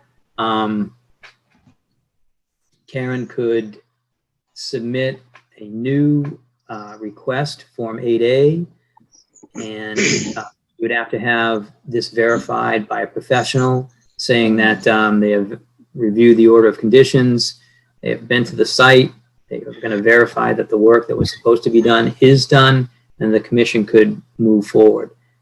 Those are the options that I see, but I don't have a recommendation for this one, so I want to discuss it with the commission to see if they feel like this order from, 1978 really matters as much, and to follow the rules. So Mike, I know that you had a comment about verifying something that we're unsure of and you didn't feel like going in that direction. Yeah, so I think for my take on this was, essentially what we do when Chuck goes through this process is we're preparing basically an affidavit of, yes, this is the actual copy of the certificate of compliance. And since we don't have the ability to have that, I think it's fine if it's, something where we have the ability, where Ms. Dolan has the ability to wait and till we get to that archive and see if it's there. But I don't know that we've been unsuccessful to even find if it's there in the past. I mean, I think that's not always a successful route anyway. So I'm not opposed. I mean, Chuck, I think a big piece of this is, I know you did a site visit I think at one point just to see what was out there and what it looked like. And I mean, just as we see with most of these that are from 1978, I mean, it's 40 years old. It's, we're not really seeing anything that stands out of, is there any huge hole or anything that's missing? So I guess my take would be, short of actually finding that in the archives, would be to issue a brand new certificate of compliance, since what we have is really just a unofficial copy and not anything that's from our true records. And because that was never really filed, that whatever was held was never truly filed. But I'm certainly open to discussion. Go ahead, Anika. So Chuck, did you say that you had the original order, excuse me, with plans? I don't have the original order. Well, she sent me and I supplied it in your packet, all this information. That's what I received. I don't believe there were plans in there, but the original order was in that, and the certificate of compliance and her letter. So that's what we have, but it didn't come from this office. Right. So, Mike makes a good point, but I think, like I said, the options are, we should check the archive first, because I think hiring an engineer is going to cost a little bit of money. So if there's something up there, it's going to save everyone a lot of time and a lot of expense. So, if Ms. Dolan wanted to move forward on a new certificate of compliance, she would have to submit the paperwork for that. Yeah, no, I think that's a fair point, Chuck. And I guess you're right. What I really mean to say is I think the archives is the first step, and seeing if we can find it and that's successful. If we can't find it there, I think what I wouldn't want to do is take this copy and say, yeah, this is, this copy that was produced and nobody else has a copy of is the final record, and we'll pretend that. And at that point, I think we want to go to a new, a new order, a new certificate of compliance. Okay.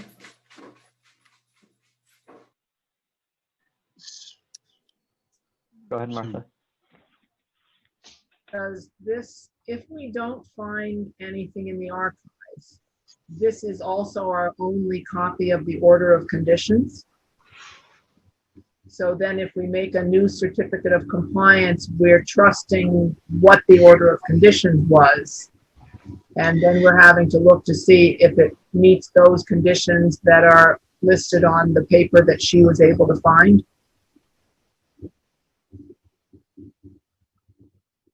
I think that's yes. I did drive by the site today and I didn't get out of the car, but eyeballing it, it looks like it matches the map. So, it looks like most of the order of conditions still are being met 40 years later. Yeah, this is definitely just process. And like I said, Mike makes a good point. We're kind of stuck. This hasn't come up before, where we have to make this leap of faith. That's why I like being the administrator, because I just go, hey, Mike, why don't you make the decision? And, it's all going to be the commission's on the commission. I do think he makes a good point, and we should look first. And the entire order of conditions may be up in a file, and everything we want to look through may be in that file. So, Chuck, go ahead, Nika. Also, couldn't the original order of conditions still be on file at the registry? I think that is on file. That's why it was found in the search. Okay.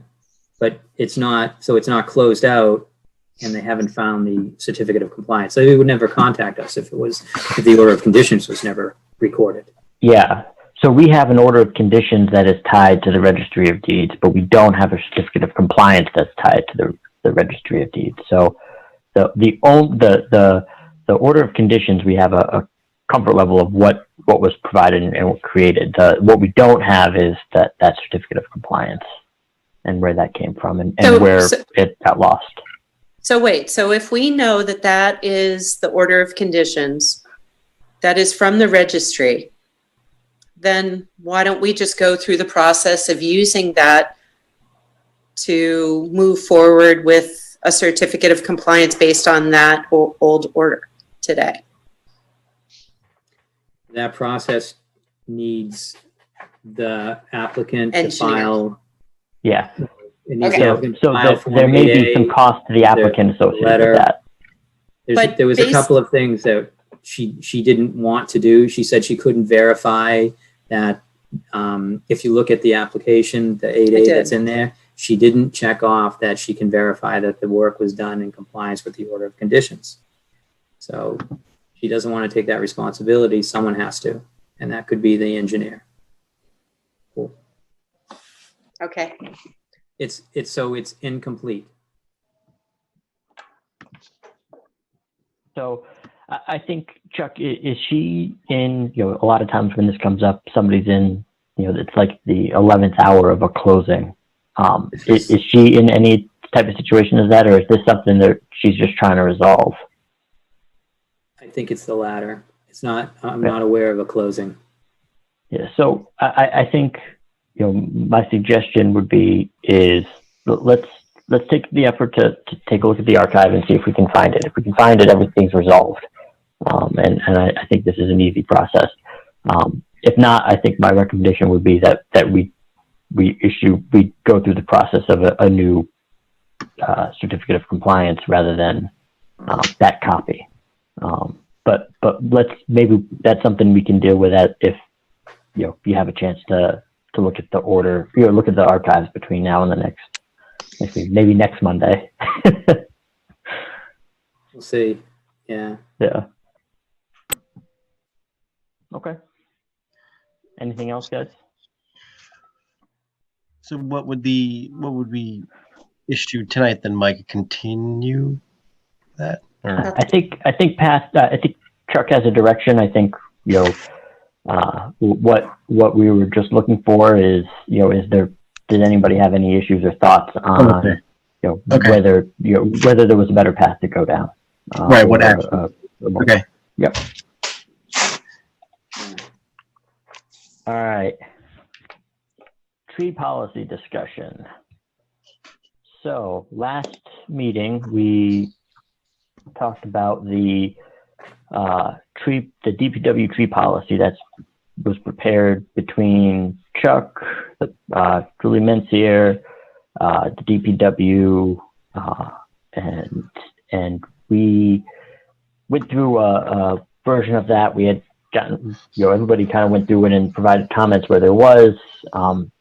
I took that away and tried to make a clean version that incorporated all our comments, including some of my own. I just sent that back to the commission today. So I don't know if you guys had a chance to look at that at all, but I figured, I'll open it up if people had a chance to review it, or if they wanted to go through. I guess I'll.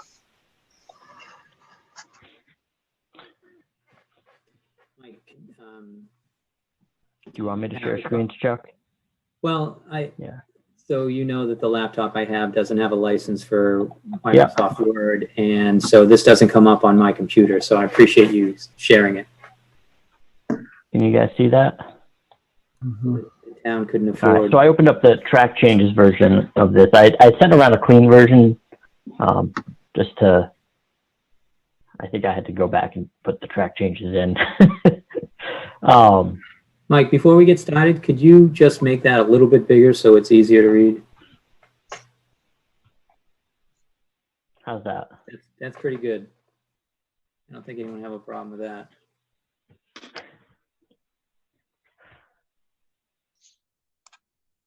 All right, so this was just some clarification associated with what this is covering. This is the conservation land, the wetland land, and this was, I think, a comment from originally from Dave to include the 200-foot and 100-foot area. So at the end of, John, I think you had a good comment at the end of the last meeting, was associated with what happens if we don't agree. And I think what we had said is that ultimately the idea is, the hope out of this is that this becomes something natural. I mean, I think what we wanted after what happened at Charles Cemetery and some of these, the 1447, is try to establish a protocol that gets both DPW and the Conservation Commission on the same page.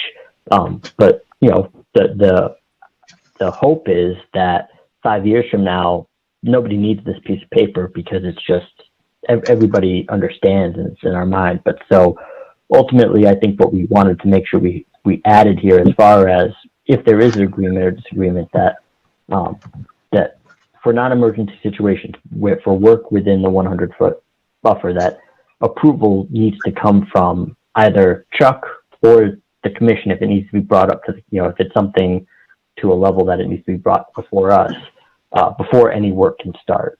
And I think this is the piece that we were missing at Charles Street Cemetery, was that, you know, the items that close to the wetlands need to come before the commission.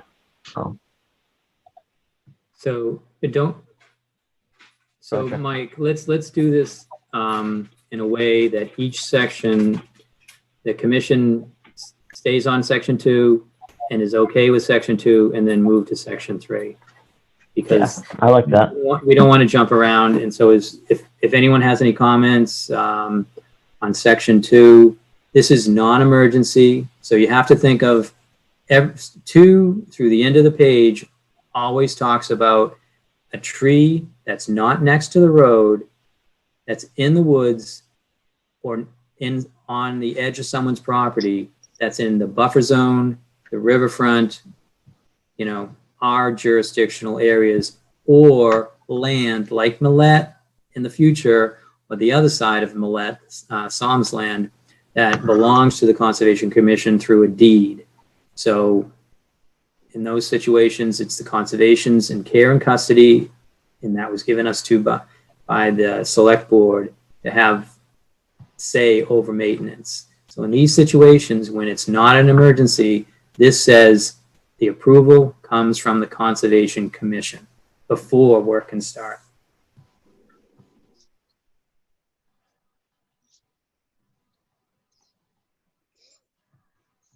Is everyone okay with section 2? Yes. Yeah, I don't have any substantial changes to section 2 or the part above that. I did try to simplify the wording and make it a little bit more streamlined, but I'm a little concerned that I don't think I should submit those edits because people have worked so hard on the wording so far. So I said, yeah, quite a few meetings with the DPW. Yeah. But before we got it from the DPW, they did sit down as a team without me and Julie and work on the draft and then send it to us. And that's what you're looking at here with our edits. Okay. Section 3. All right, section 3. Section 3A. So this is intended to cover emergency situations, emergency business hours.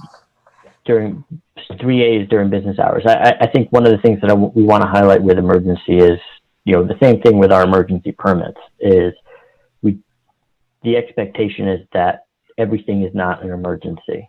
And I think that's, we've tried to craft this to fit that language, but what we don't want to hear is that everything is deemed an emergency and therefore can go on. And I think that's consistent with our permit process that we have through the city. So section 3A, I realize this is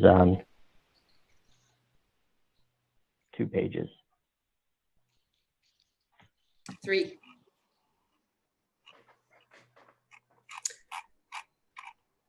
I just want to comment that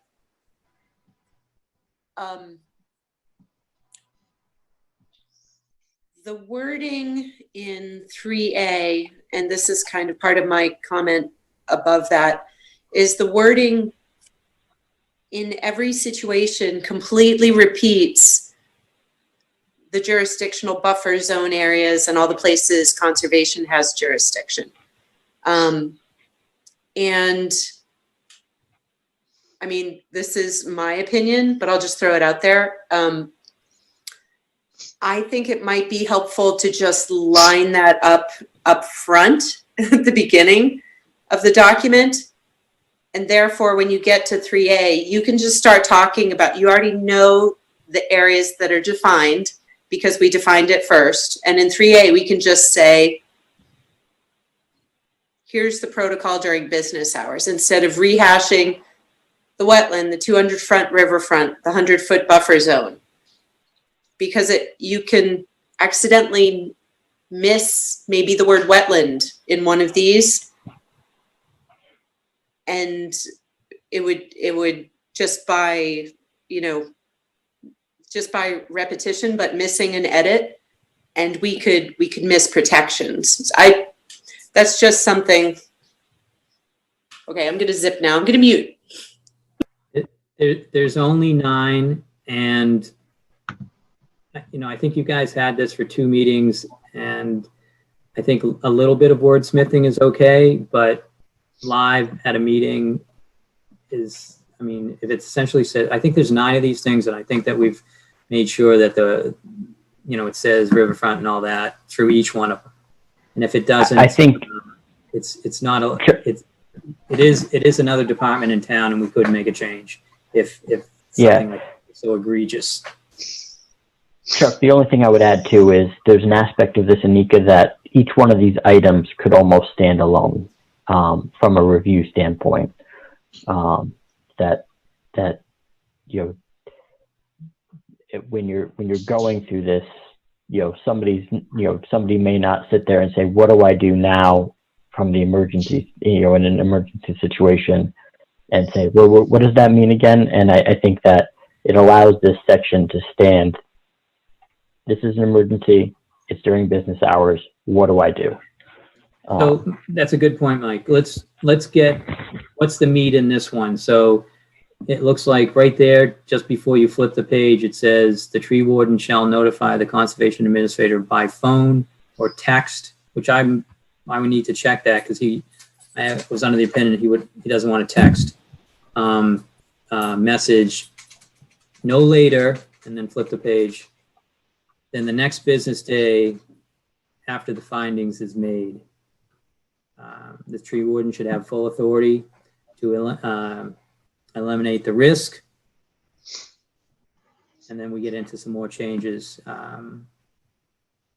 Even before, in some cases, receiving a response from the conservation administrator, but only if the tree is taken down immediately. If the work will happen during business hours and requires 1 hour or more of staging time, then this is the responsibility of the tree warden is to notify the Conservation Commission by phone, by text, before the work starts. The tree warden shall email the conservation administrator a summary of his findings. So what this says is Mike is trying to, So Chuck, what I'll say, so there's an important background here. that I don't think I was of the understanding of when we first started this is, I think generally in emergency situations, we always think it's such a streamlined process, right?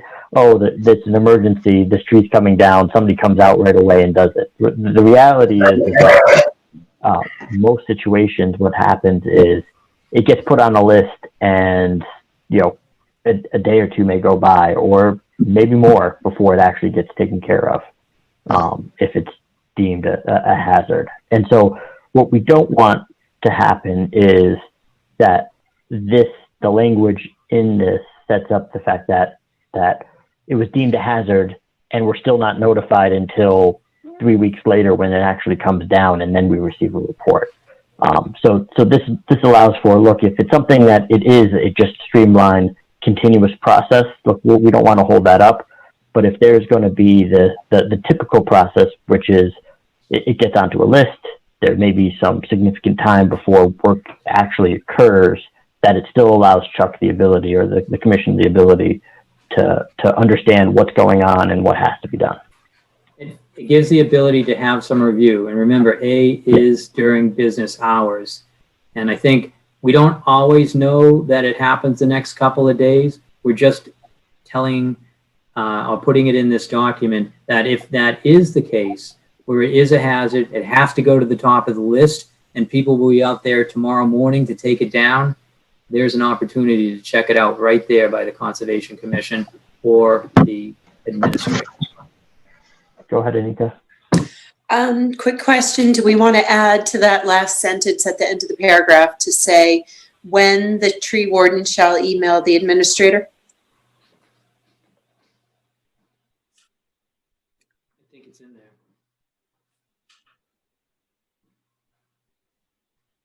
The last sentence?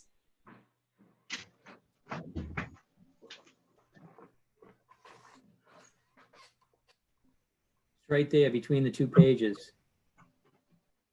Yeah, no later than the next business day. We've got this as Okay. essentially a repeat at the end. That's what I'm wondering. So Yeah. So I understand what you're saying. You're saying, well, if he determines that today and he has to email me no later than the following day, have we used up all that time to review? Should it be pushed No, up? I guess I'm a little confused. I feel like the last sentence of paragraph A is like a reporting. Yeah, it might be. There's notifying and then there's the follow-up reporting, right? Yeah. So I'm feeling like the last sentence, it seems to me that last sentence is the reporting. Do I have that? Was that the intention? I think that's what we need to say. But I'm thinking Right. a timeline within 2 days, within 1 day, within 3 days, within one business, do you know what I mean? So right here at the tree warden, so it's his responsibility to notify. Or within the next working day? Maybe? Say the tree warden to notify the conservation administrator by phone before work. I think before work starts, kind of. Yeah, I think Anika's right though, Chuck. This is the follow-up, right? This is what comes afterwards. That handles the top paragraph, which is if it is an emergency and it has to come down immediately and a truck goes right out there, then they have to let us know about it the next day. But if it's not, I have to be notified before work starts.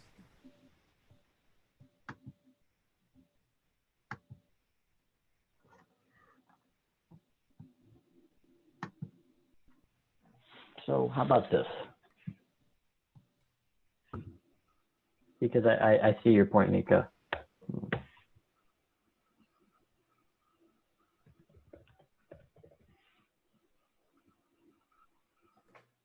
Forget about that sentence. I think you're right. At the end of the day, that's just a repeat. Okay. Any other items with section 3A?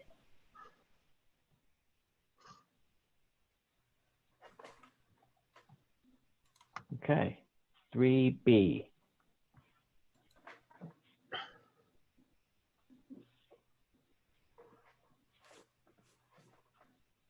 Go ahead, Anika. Oh, No, I'm sorry. I'm just reading it. My computer died. no, I think I didn't lower your hand from earlier. Yeah. Martha, go ahead. After the underlined recommended, course of action was taken seems to be bad grammar.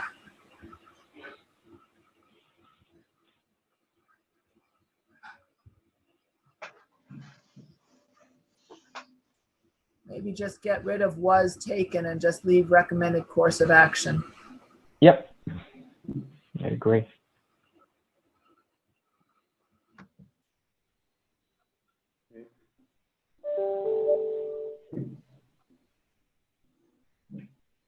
Yep, that looks good.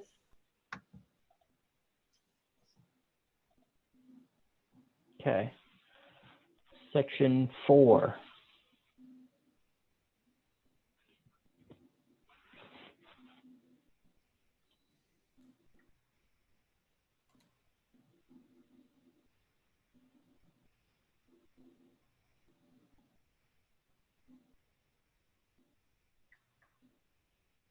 Mr. Chair, Yes.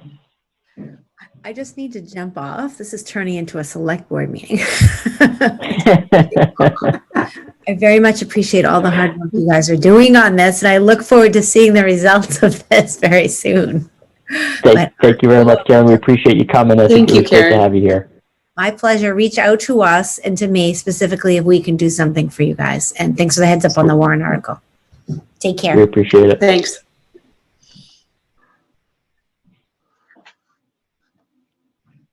All right. Any items here?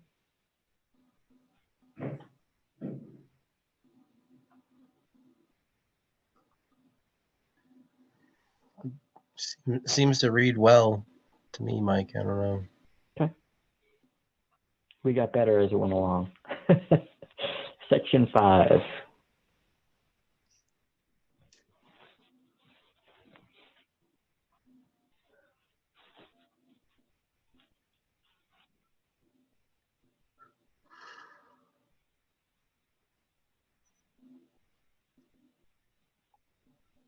Any comments or questions here?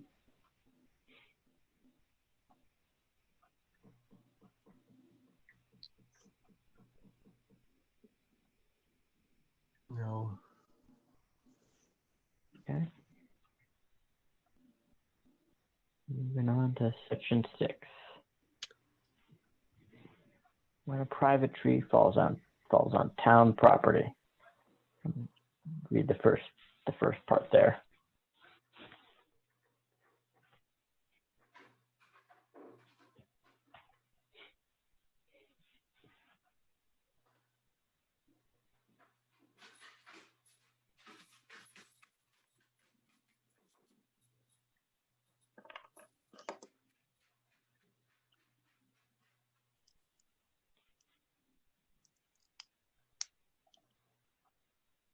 Any comments or questions on 6?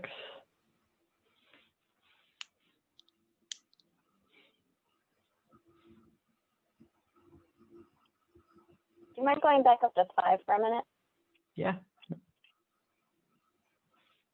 Go ahead, Nicole. it's okay. I must be looking at a different. Oh no, the tree warden. Depending upon where the tree fell on town property. We're talking about here when it falls on private property. So yeah, so this is when we get a call. The times that we get a call for this is when a tree is located on town property and it falls onto private property. So both properties are involved. So essentially our tree falls onto a private property. So that's what section 5 is, and section 6 is the opposite. So a private tree falls and it falls onto town property. This is something that I think comes up a decent amount. It came up recently down by Lobbs Mill Pond, I believe. Okay, so just Lobbs the, Mill. sorry, the sixth line within section 5, Yep. that shouldn't say when it fell, depending on where it falls on private property?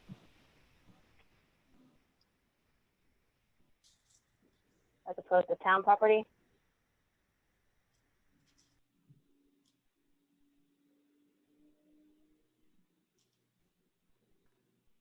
That word, yep. Yeah. It seems to me that is confusing, but it's depending on what area of the town property affects how that, what we do with it. Is that what it's trying to tell us? Correct.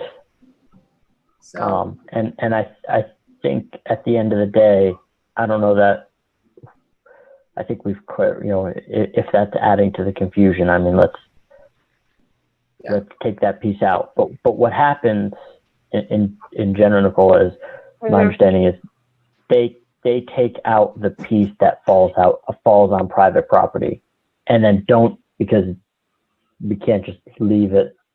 We can't put that burden on the private property owner. But then we leave what's left on town property. And so that's, I think, what this is getting at, but I do see what that adds confusion to it. Okay. Yeah, and I guess another way to maybe say it would be depending on where, a portion of the tree fell on town property is what you're saying. Okay. Yeah. I get it. I do think it is a bit confusing just reading it that way. So are you putting that on town property back in? Are you Mike, where are you going with it? Yes, I think you just need the background to understand, like, that's what it is, that it's the piece on town property that we have a decision to make, and the private one that is essentially already made. So yeah, okay. I think Nicola is right that it's confusing, and I don't see why not just to take those 3 words out. And where we are leaving it, it never says we're leaving it on the people's property, the private property. We're just saying where it fell affects what we do with the rest of it. So I think slashing that is fine. Okay. I guess I'm not opposed either. I think you're going to get pushback on that. I think that, it's just like Mike was saying, it's just not enough background. I think what they're trying to say is he has to remove it on the is this one where he has to move it on the private property, but before we wrote in what's in blue, he would make his own determination about what would happen on town property. Yeah, but And the so scenario Chuck, what I was- would, Yeah, so, and I think what came into mind was we want to be involved if it's in a swamp, if it's across the Abidjona, if it's across the Ipswich, we want to be involved if it's in those areas. So, yeah, go ahead and take it out. I just, yeah, I think at the end of the day, I think it's the statement is the same whether it says on property or town property or not, right? The depending on where the no, it tree doesn't. falls, It says, there's going to be a now it decision says the made. whole tree. Now it says the whole tree. Town warden, depending on where the tree fell, would either remove it or leave it in the woods. So What if we replaced leave it, we could replace leave it with leave some or all of it. Is that okay, Chuck?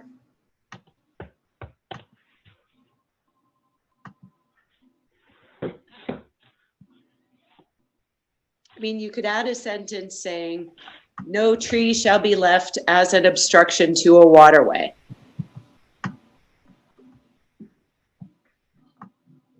So now you're defining. I think the point that's not going to get lost is that, from any of this wording, is that they need to come to the commission. Yeah. So, and let's not try to cover all scenarios. Yeah.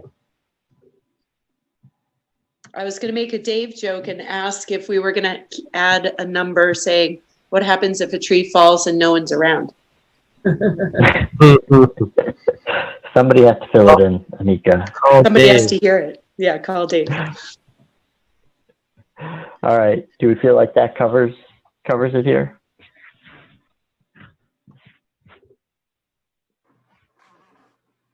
I'm going to take silence as a yes. All right. When a private tree falls on town property. Hey. Hey.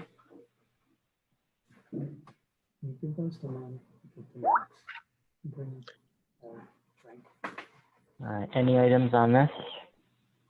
Can you scroll it a little more? I think the rest of this is all taken out. What I tried to do here, I don't think I changed much. I tried to make the wording here consistent with what we said earlier in the associated with getting the approvals. Yeah, so it's. Yep. I think it read well that it matched up with the vibe from the previous numbers. Yeah. Okay. Are we plural or singular? In 1, 2, 3, 4, fifth line down, should we be needs to be brought into the conversation or need to be? Are we a plural entity? There we go. I'm going to have to look that up, Martha. I don't know. It just sounded funny to me. Data's plural. I know that. All right. Any other items? Just a minor thing, just for consistency. Further up, you had used the gender neutral they and their in reference to the confirmation administrator.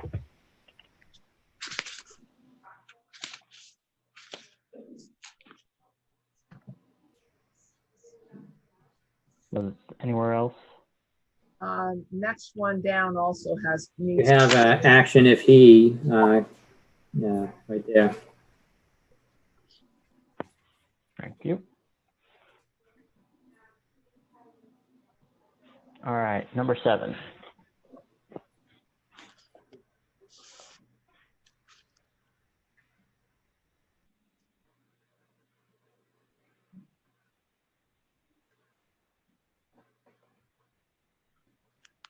I like it. Okay. Number 8.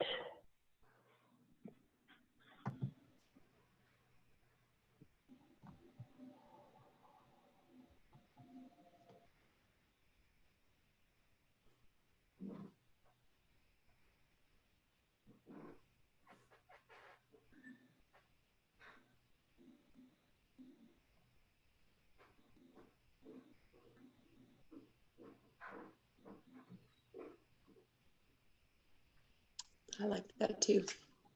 There's another place it needs to be they, almost at the bottom. Yes.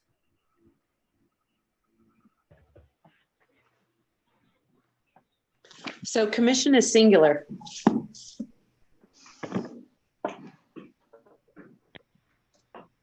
For all those grammar geeks.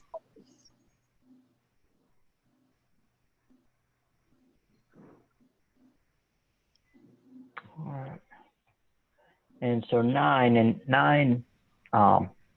this was something which is where 9's a little bit of a unique one because this is a process that generally we are not involved in.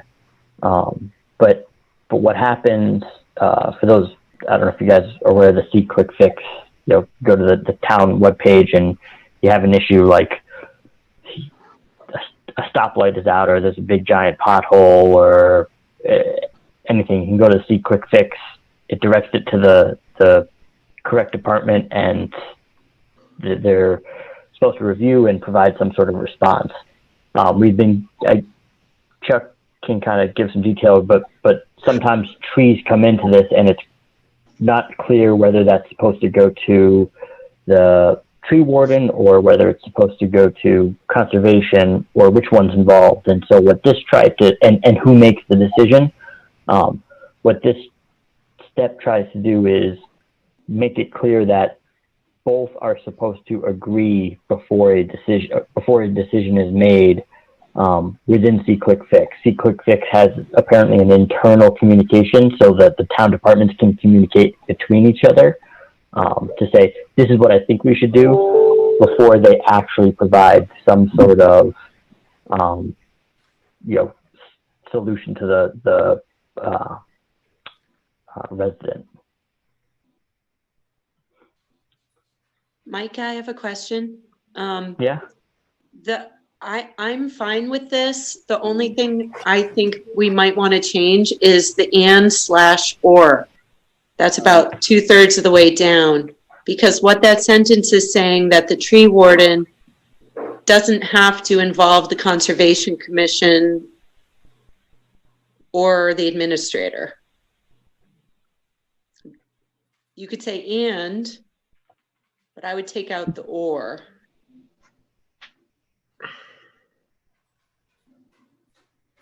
But I don't know if we want to, in a See Click Fix situation, maybe what we want to say is just that there has to be agreement between the tree warden and the administrator. I don't know if the whole commission has to be included on that. I think we just want to say, I think in other situations we've said or, and I think we've given Chuck our, go ahead, Chuck. I just want you to know that so one member of the commissioners can act for the commission. They just need to report back to the commission at the next meeting. So I think these ands and ors take care of the time when I'm not there. So if I was on vacation or I was at a conference and Mike could get down there, it gives Mike the ability to do something. So if it was only me, it would kind of hold up things.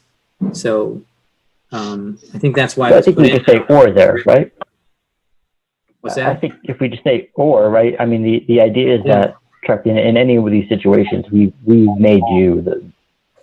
you the ability to make the decision here, and if it's something that you think needs to come to the commission, you decide that. If it's something that you can't do, you reach out to the commission and we do it. So I think ultimately some sort of determination comes from one or the other. It doesn't have to come from both, but it comes from one or the other. So I think, and I think we've said this consistently above, is that the conservation administrator or the commission.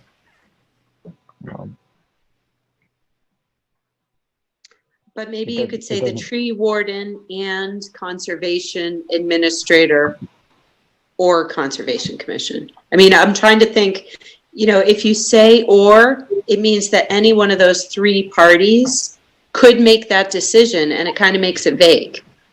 Yeah, I see what you're saying, Anika. So I just want to make sure it's clear who's responsible for the primary decision and what that's about. Yeah. So yeah, it's the tree warden and one or the other is how this should read. And maybe you could say and either the administrator or the commission.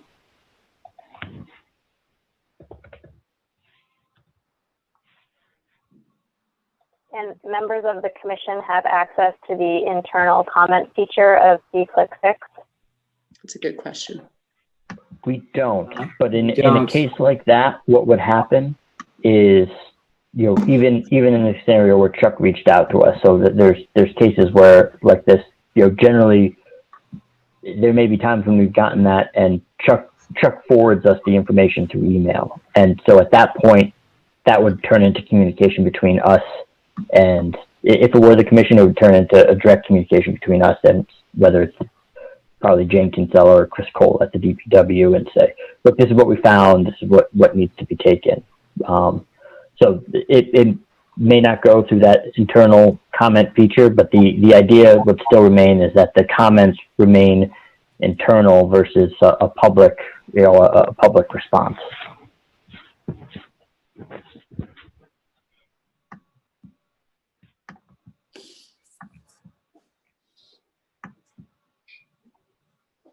Does that make sense? Mm-hmm. Yep. All right. All right. Any other items or? I'm concerned about footnote 1. Yeah. I think I had suggested that we take out Chuck's name and just leave it as the conservation administrator. Leave by and say the. Chuck will live forever. He's never leaving. I'll outlast this document. Because we've never named the tree warden, so I think it's appropriate to also not specifically name the conservation. You're right. I think I missed this in the because we did talk about this one because I also got rid of that additional verification. Maybe she just said map geo should be used only as a resource.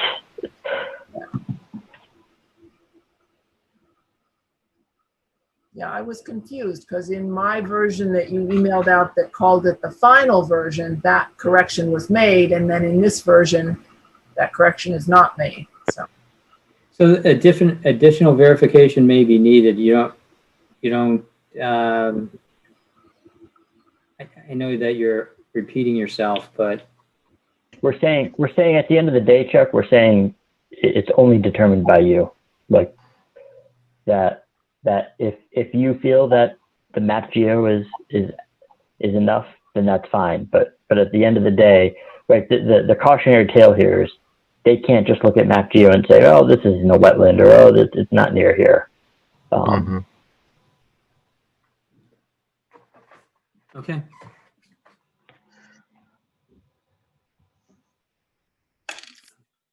Martha, did that handle your comment? Yeah, I just was, I wasn't worrying about the second half, just the first half. Okay. Anika? Can I just comment that instead of resource, we could add something like should be used as a screening tool only? It's a recommendation, or, some sort of something that says it's as in. Do we It's have not wording exact. that we've included in? We've said this before. Our regulations don't have it. What has that wording? Is it frequently asked questions that we've given that? I thought it was our in-house GIS. There's a disclaimer when you call it the town GIS. Oh, okay. Yeah, it's in the disclaimer in our town GIS that it says something. Okay. Okay. All right. Anything else? Okay. No. I move we accept this as amended. Second. Michael Flynn in favor. Anika Scanlon in favor. Carl Ciccone in favor. John Sullivan in favor. Martha Moore in favor. Scott Keith in favor. Okay. Mike, could you send me a copy of that? And how do you want it delivered to the DPW department who has already asked for it? With track changes, or are you going to clean that up? Some of those things you've completely wiped out. Yeah, I mean, I think. Can you get me a At copy this point- by 9 tomorrow? I will get you a copy as soon as we stop sharing screens. I'll send it to you. I think the best thing, Chuck, is to accept these changes and send it to them. I think I've butchered a couple different versions here that I'm not even sure that the versions that I'm doing track changes on is the version that they sent us any longer. We could always compare it back if we needed to show what the differences are. Or we could send, you and I looked at this version. If you think this is close enough to the version that they sent, we could send it with this track changes. I would just accept it and send it to me. It's a new document at this point, and they'll need to work on it from our end. So somehow make sure conservation meeting approved the date version. Have that as you identify it, and then send it to me. Okay. Clean copy. Yep. All right. What else we got here? Administrator's report. 14 Dean. You want me to go over that, Chuck? Sure. So we received received a call from, now I don't know who it was, but it was an anonymous call from a neighbor that went to actually someone on some other committee. And they reached out to us in regards to work being performed at property 14 Dean Street. They had indicated that there was an excavator back there doing some work, and they were working pretty close to a stream in the area. I ended up driving by on Sunday just to see what it looked like, and you could see that they had an excavator out there, and then went back on Monday, thinking that people would actually be doing some work. And Chuck ended up after I went, Chuck ended up going back out there and talking a little bit more to the boss of the company, but I talked to some of the workers. But essentially they were doing some grading, putting in a drainage line to improve some drainage in the driveway, putting in some patio pavers, all within 100 feet of the BBW. What we essentially told them at this point is that they needed to stop work and file, now I don't remember, did we decide RDA, Chuck, based on what they had?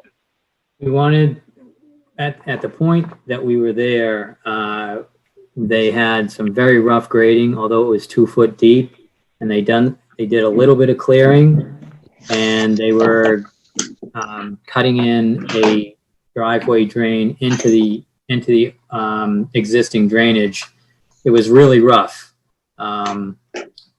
So we decided that with a professional plan by a landscaper or land surveyor or an engineer that showed the original topography and the existing topography, we would allow it to go through with an RDA.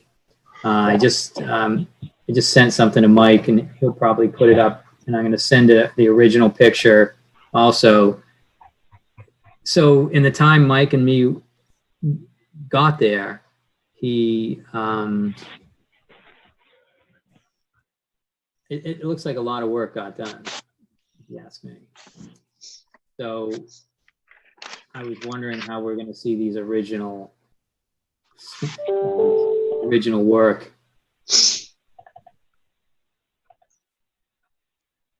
Whoa. Oh my Oh God. my God. That's the whole backyard. Right? Yeah. Mike, I just sent you one of the originals, nothing major, but this next picture would show you what it looked like in, these guys with, I don't know, maybe a whole day, got this thing finished.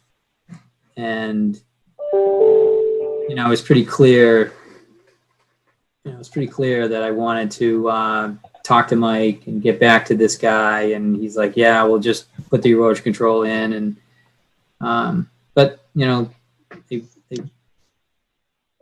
put it into high gear and they got a lot done. That's what it looked like when we showed up. Yeah, this Wow. is what it looked like when I went out there. Where's the pool in the background? It's right Yeah. in the back of that piece of See fence. this, Yeah. see this light? Yeah. I think you can, there it is Oh right my there. God. Wow. That's amazing. What a photo. can tell you. So, as you can see, it's going to be hard for us at this point to determine without making a big mess, what happened. Was it like a lawn install or something, or it doesn't even. So, Well, if you go back to the first picture, that's 2 Yeah. feet of fill on top of Oh, wow. the landscape. So, So this, kind of this was slope. my Yeah. understanding when you went out there, and you could kind of see this from, walking out there is, so you can see grass right here.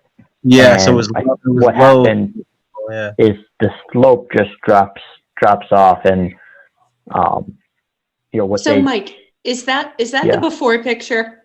That's the This before is the picture, right? this is the before picture. Okay. Which looks pretty worked So- anyway. Yeah. Well, this is the So- before picture, as in before, Monday when Yeah. they had already done work without a That's the permit. Right, middle of right. Yeah. So Chuck, you're saying it's going to be hard to determine how much fill is there because basically there's no layer of grass that we can be certain that would be an indicator as we dig down to evaluate. Because I'm kind of thinking, is that what you're thinking? Why can't we figure out how much fill was put in?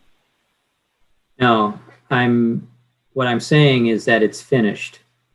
And if we got there at this location and we got that guy with his machine, we could figure out how much fill there was. It wouldn't be a problem. It's finished with topsoil, and we're going to cause a lot more repair work. How close is the wetland? It's right along the edge. First picture, yeah, Yeah, where is it? So there's right along that. so there's line. a closed channel. There's a closed channel that goes So- across Dean. So this is the backyard.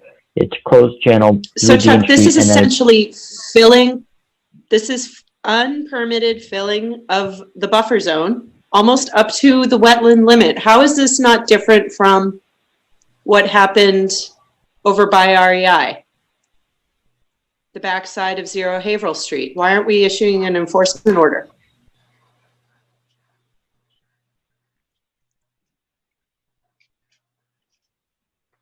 It's up to the commission. I think that I-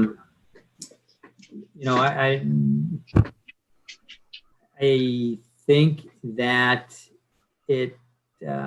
Well, Mike, I'm not gonna, take the. Yeah. Mike went there first. No, and basically, I think ultimately, Nika, I think I sat and said, I think if, well, I think my interpretation was this was going to, it wasn't going to get to this, and that, the work was essentially going to stop. But what was going to happen was erosion controls was going to be put in. But ultimately, yeah, I think my thought was, when I was out there, and it looked like the first picture is, look, they need to stop. They need to control the site so that there's erosion controls, and the project needs to come before us. This is a picture that we've got now after the fact of, like, essentially a completed project. Well, there's no grass growing, so it's not totally done. No. I mean, I'm just thinking if this were, that other property where the guy next to his driveway added lots of fill on the Zero Haverhill Street property. This is the same situation, and we had that guy out. You're talking about the beast. I think we should. Right. I think we should issue an enforcement order. I don't think we should wait around for an RDA when he's filling the buffer zone. I mean, he's filling the buffer zone. It looks like a clear violation to me, but if you guys think it's different, Well, Explain. Anika, hold on, 'cause I think before we say issue enforcement order, I would encourage, like, you go out there and see it, because granted, I mean, I don't want to make an assumption off of this. I think ultimately I did see a clear difference between what I saw happen at, just taking these two as an example, the one on the backside of Zero Haverhill, where that was essentially filling, to this, which is, my take, the grades have changed. I don't know if they've had to have brought in fill to get this in, but ultimately what I saw was a regrading effort, rather than like a wholesale fill. And so I think, I don't want to speak to what this looks like on the edge now with in this new picture versus what I saw when I was out there.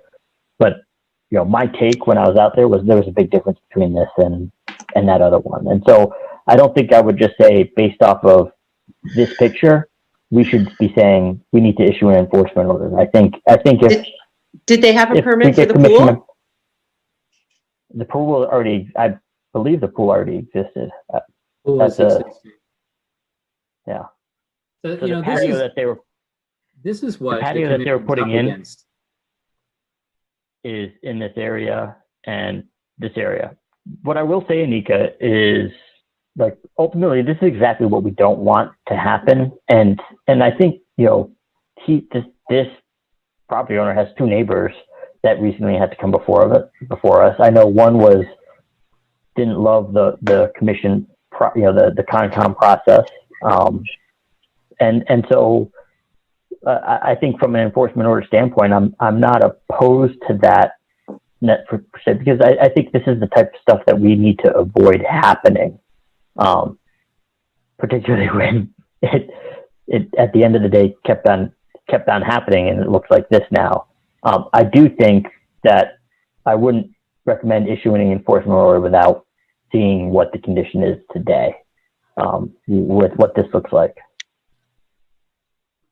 So you're saying that it's entirely possible that what we're looking at in this picture is likely more reworking of what was already pre-existing, with maybe some minimal topsoil added. I just want to get a sense of how you understand it. Yeah, I think that's my thought. I think that when I walked into this area, you could see that there was, you could get a rough idea of where that grade was and what it looked like. I think this was an area that I mean, you can see what it looks like now versus what the picture was. I think this was not a nice, well-graded area. I think it now is. I don't know that it was a wholesale filling, but I also don't know how. I think this is Chuck's point, is like, well, I don't know how to necessarily determine exactly what changed. No, I got it down. I just wanted the commission to know that why we allowed this to happen was, I couldn't get there and Mike went out there. But I would tell you, Mike, I'm just gonna tell you that I know that there's 2 feet of grade. I know there's 2 feet of fill plus in this area, in certain areas. In this area here? It's, I can't see where you're pointing. Oh, right there? No, it's, I don't see why that has anything to do with it. No, more over towards the pool, and it gets in more. But if you look at the stone on that first picture, you're not burying stones like that if you're, you can't rake those out. You're not burying stones like that if you're not covering it a lot. So these had to go somewhere, right? He knows he's going up there. It can be as rough fill as possible. And he told me that he was going to do a lot more filling up by this shed. So the filling's one thing, and up by the pool may have been okay, but 2 trees came down. There was 2 trees came down, 2 feet of filling, and they were right up against what appeared to be a fence that was taken down. I saw some remnants of the holes of the fence. It was right on the top of bank. So it didn't look like they extended it, but my concern was covering roots from trees and that discharge into the brook and how that had happened. And they didn't even wrap that in landscape fabric. So What got discharged into the brook? So they created a driveway drain that will take the runoff from the driveway and discharge it about from what they're saying about through a piece of pipe just at the head wall of the brook. And in order to figure out if it's going through the head wall or punched into the culvert or where this is going to end up, you had to dismantle this whole thing. And so I didn't do that. I didn't pull apart all the work that these guys did. So, I mean, I guess I could have, but it looked like when I saw this, I didn't, my interpretation of what was happening is they were getting down erosion control and they were just going to finish off what was happening in the front yard, which was they were cutting in that drain. And my opinion about that drain is it seemed to meet what we would ask for if it came before us through his verbal explanation. I didn't verify it. Yep. I mean, I think that it was shocking. And it's up, at this point, it's up to the commission what to do. I think we should issue an enforcement order because we've asked for RDAs and a filing and enforcement orders. It sounds like there were at least 3 violations: fill, taking of trees, and then diverting, adding a new outfall to the brook. I'd like to hear how other commission members see this situation. I've pulled it up on Google Maps, and it does look like in the past there were 3 sections of fence outside the swimming pool area, which must be the sections that are now lying flat on the ground. And you can see the lawn. Yeah. Yeah, and you can almost kind of see in that plant bed off the pool, I bet that slopes down or is a low spot right there where you can see in Chuck's picture they definitely filled in right off that pool there. It looks pretty substantial. And that's probably one of the trees on the northern edge that was removed, right?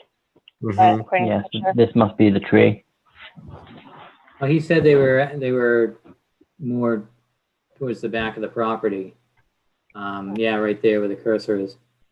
Okay. That's when I had talked to who was out there, I had asked about the trees, and Chuck, you and I had talked about this. It's like they had told me when I was out there that no trees were removed, but then I think that ultimately the owner of the company or whoever was leading the project had indicated there were 2. Yeah, so this kind of showed that the fill and the grading happened almost on existing previously disturbed area. I mean, that looks like the outline to me from me being out there. I mean, maybe over this, where Mike is now, maybe there's some work. This seems more open on the left-hand side of this picture. Yeah, in that area. So, and when I was out there, I saw evidence at the very edge in the back, not up against the drainage ditch, but in the back, that there was lawn back there because they graded it right down to where the lawn is. When they pinched that, there was moss and there was grass right at the edge. So the center area might be the deepest and might have taken the most fill. Chuck, is the interpretation of like in this picture, because this is, and now I don't say it, and maybe this makes sense to what you're saying. I mean, is this flat now? This is. No, it's graded down Okay. and it pitches to the back, Yeah. but it's Everything's not flat. Yeah. Do we have any But- sense where the, say, 35 or 25-foot line would be to the edge of the wetland? Yeah, about 5 feet from the edge of the pool is a 35-foot area. Wow. Oh, so the resource area is right along that silt sock then, or the tree line. That's top of bank, almost. Wow. It might be a foot further in, but it's a steep jump off in some spots. In some spots, there's a little bit more room, but it's pretty close there. So within 5 feet. Wow. And that is interesting. Anika's point about does make you wonder, I suppose. That pool does look fairly new looking, if there was a permit or something for that.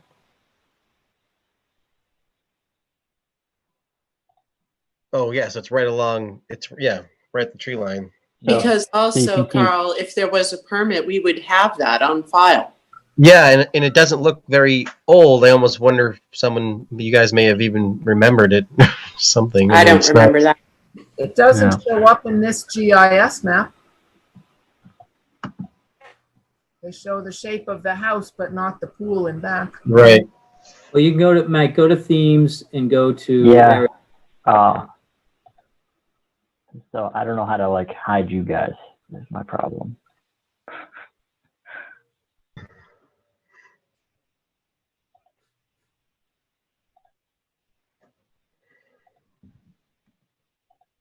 Maybe 2019, yeah.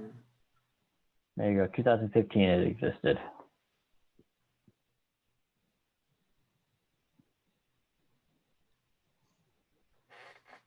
So where is the stream? Is it along that, where your See hand this? is now? See this right here? I think this is the head wall. Yeah, so it's right along the property line. When you say head wall, that's like over at Sturgis where it was a drainage ditch and then it's coming out.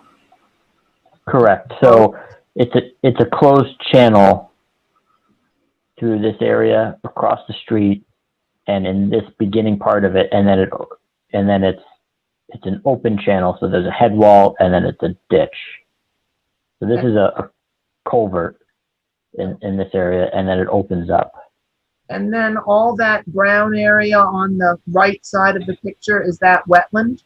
Yes. This is wetland. So there really ought to be a 25-foot zone of natural vegetation coming in from that wetland.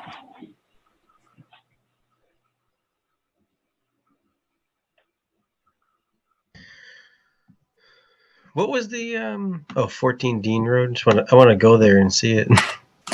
You know, Chuck, we could check the historic archives for 14 Dean as well. I mean, while we're at it. For the pool? I think the pool's been there. Okay. I mean, you can go to Google Earth and check if you want to. I mean, there's an No, aerial just to photo get right there, 2008. To get the permitting history for the property. Sort of like if anything was prior approved.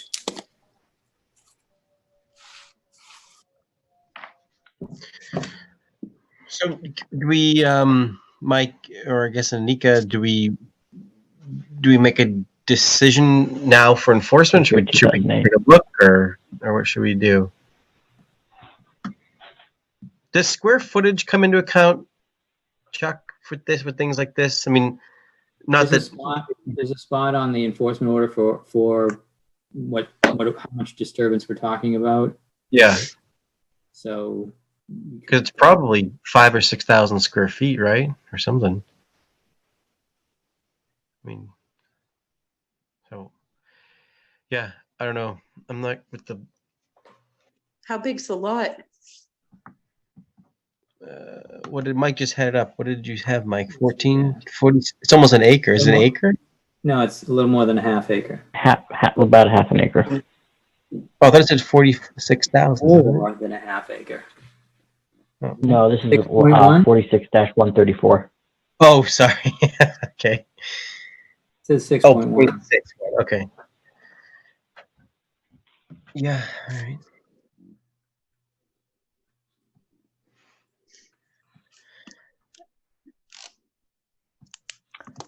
So I'm working from home Friday afternoon. I'd love to take a ride by Friday and look. Yeah, I guess that would be my take. Is I think I'm not particularly understanding the difference between what I saw out there and what I thought was going to be a stop and what we've got today. If we feel it's an enforcement order, I mean that's what we should do. I would like us to do that based on the site visit and not just the picture. So I'd recommend that we get out there if that's going to be the case. Did they mention, Mike, anything? Is this pretty much? It looks like it's done. I mean, is there anything else they're doing? Is that it? Or is that we don't know? So by going there, we can see what else they've done, I guess.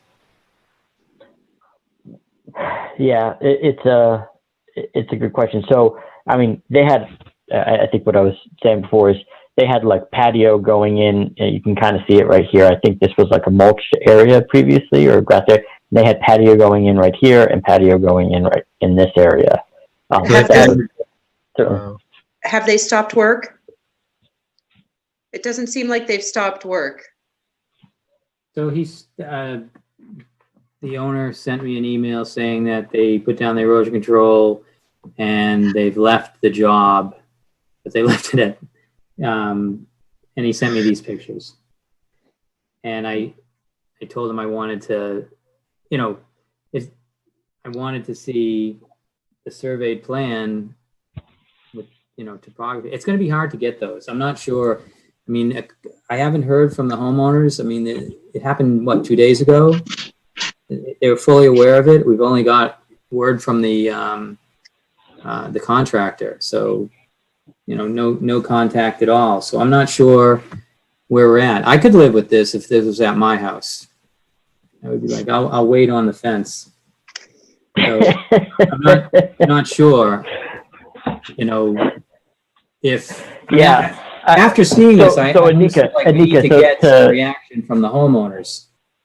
Yeah. So Anika, to put where we told them they needed to get the erosion controls in, and ultimately we told them like they needed to stop and we wanted pictures, and I guess this is essentially the stopping that ended up with erosion controls in place. And we Yeah, always, it looks buried. It looks buried. Maybe it's just a picture, but this isn't from the homeowner. This is from the contractor. This picture. Correct.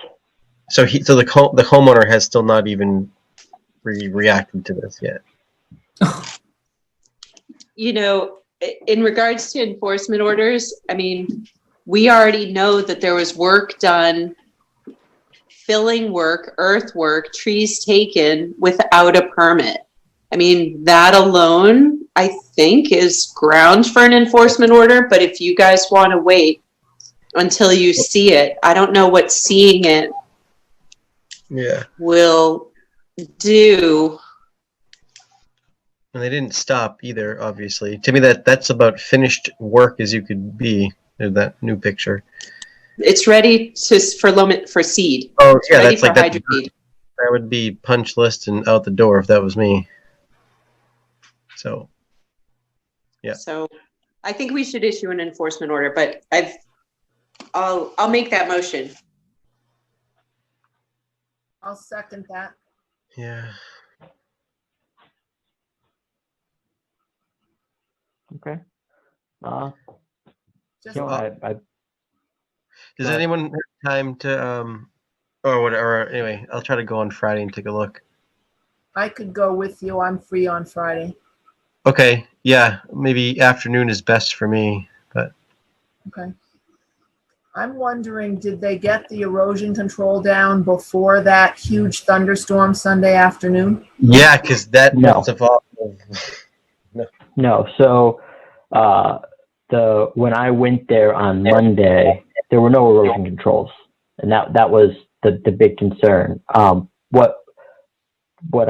There was no indication that, despite it looking like this, that there was actually runoff or channels where they had issues. I think that was it was a big mud pit, that was for certain, but there wasn't any signs of like they were losing soils and it was getting into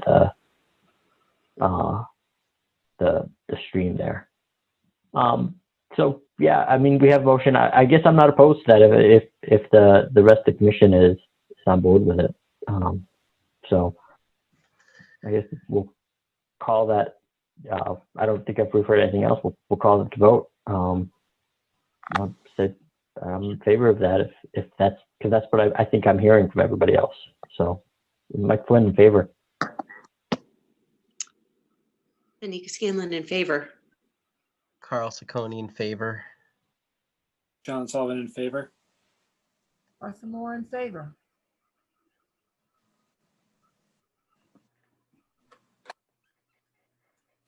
There's Scott Keith. I missed. I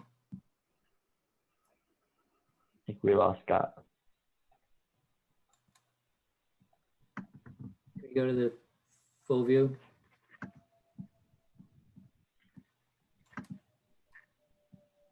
I don't know how to do that. Stop screen sharing. Thank you. Scott, you there? Sorry, We I just made I went to grab some water. No worries. We made a motion to issue an enforcement order, and everybody's voted in favor. Yes, I'm in favor. Okay.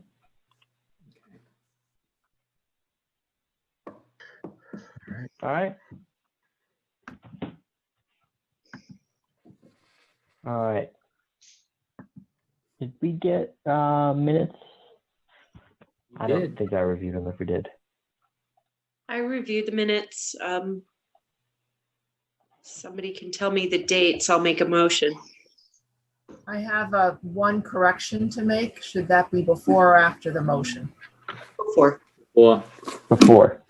On 105 Lila on, I think it was July 22nd, it lists the propane path as being gravel, but on the plans, it looks like it's pavers. Good catch. And the two dates are July 8th and July 22nd, and I didn't see any other issues. I think, was it July 8th or was there no August 12th? I think we approved July 8th at the last meeting. There wasn't an emailed out August 12th on the same email as the agenda with July 22nd and July 8th. Okay. So let's do July 8th then, just in case we didn't at the last meeting. So I make the motion to approve the minutes of July 8, 2020. Second. Michael Flynn in favor. Anika Scanlon in favor. Carl Sacconi in favor. John Sullivan in favor. Martha Moore in favor. Scott Keith in favor. I'll make a motion to approve the minutes of July 22, 2020. Second. Michael Flynn in favor. Anika Scanlon in favor. Carl Sacconi in favor. John Sullivan in favor. Martha Moore in favor. Scott Keith in favor. All right. Any other items, Chuck, that I missed?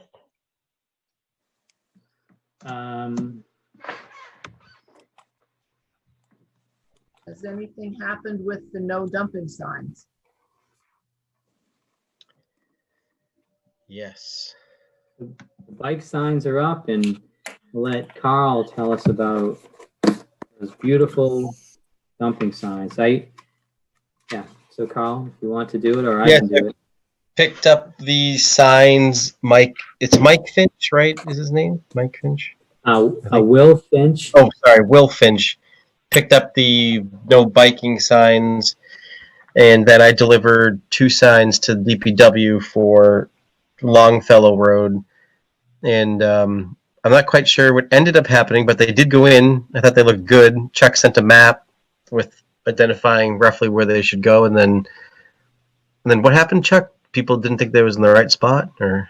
Well, we sent the map. I mean, Chris Cole was wanted to do it with a map showing where they would go, and even with that, they went in the wrong spot. And it was clear because if that one that wasn't in the right spot was where it's supposed to be, it would have been exactly in the entrance to where everyone walks their wheelbarrow and dumps it. So yeah, it almost had to be moved. I got like 3 calls from people saying they loved it, but their one sign's in the wrong spot, and they didn't even see the map.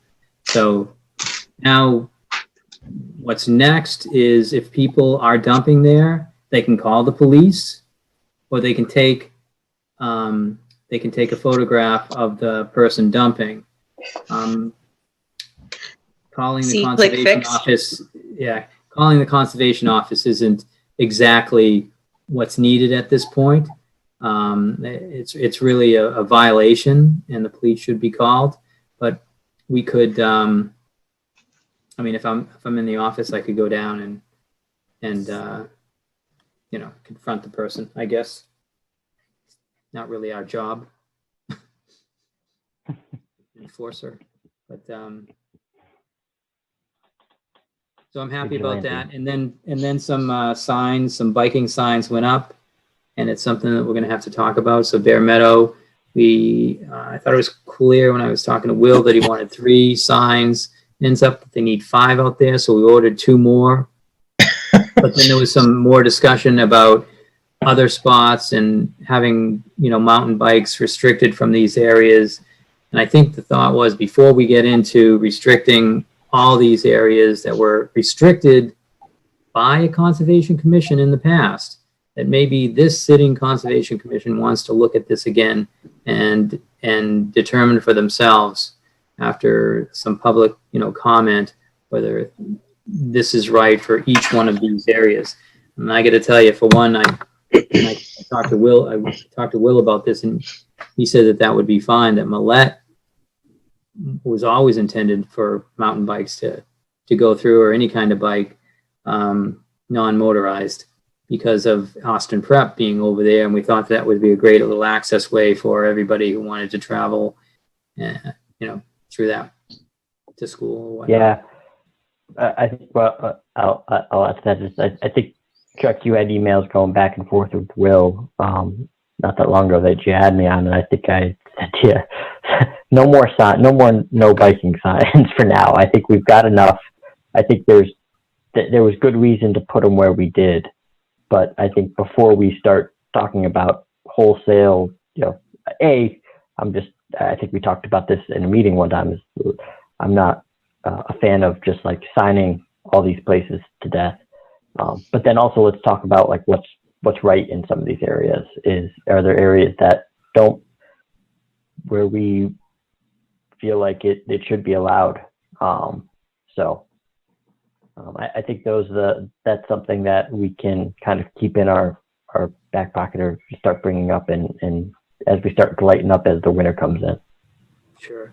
So right now, no bikes are allowed. So that's what's going to be enforced.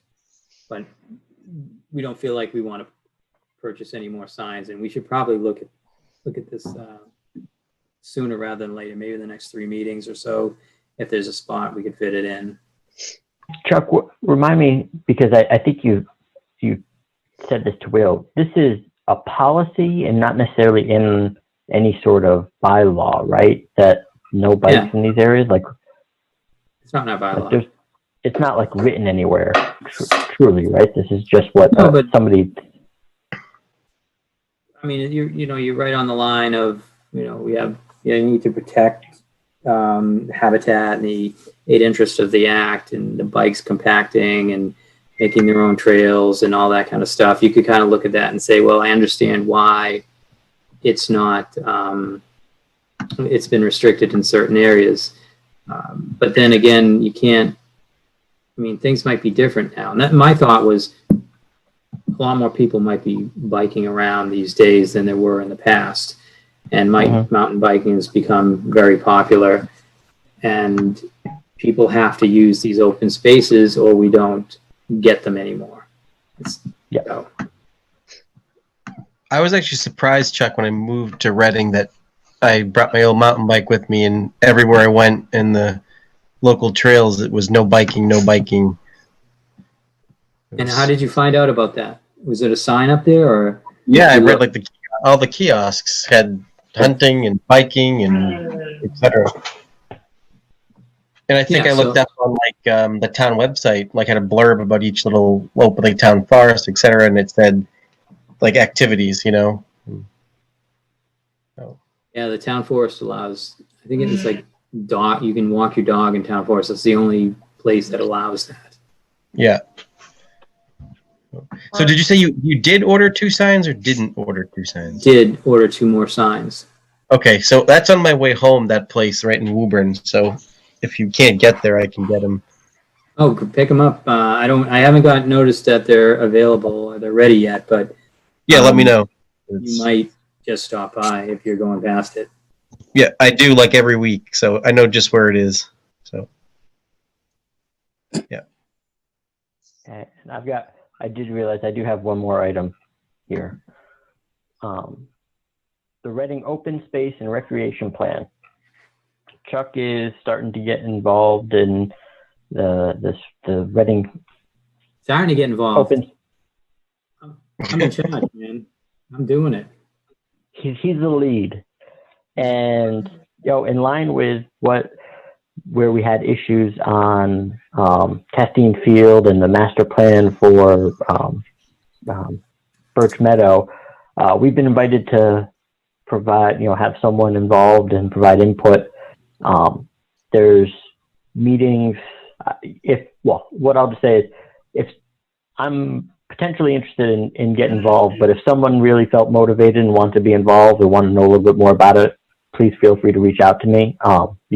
I think it'd be good for somebody on the commission to be involved in this process and understand. At the same time, we have a trusted advisor of the commission leading the effort. So I think there's an aspect of, while I think it'd be good for us to be involved, I think that Chuck's going to represent conservation as well.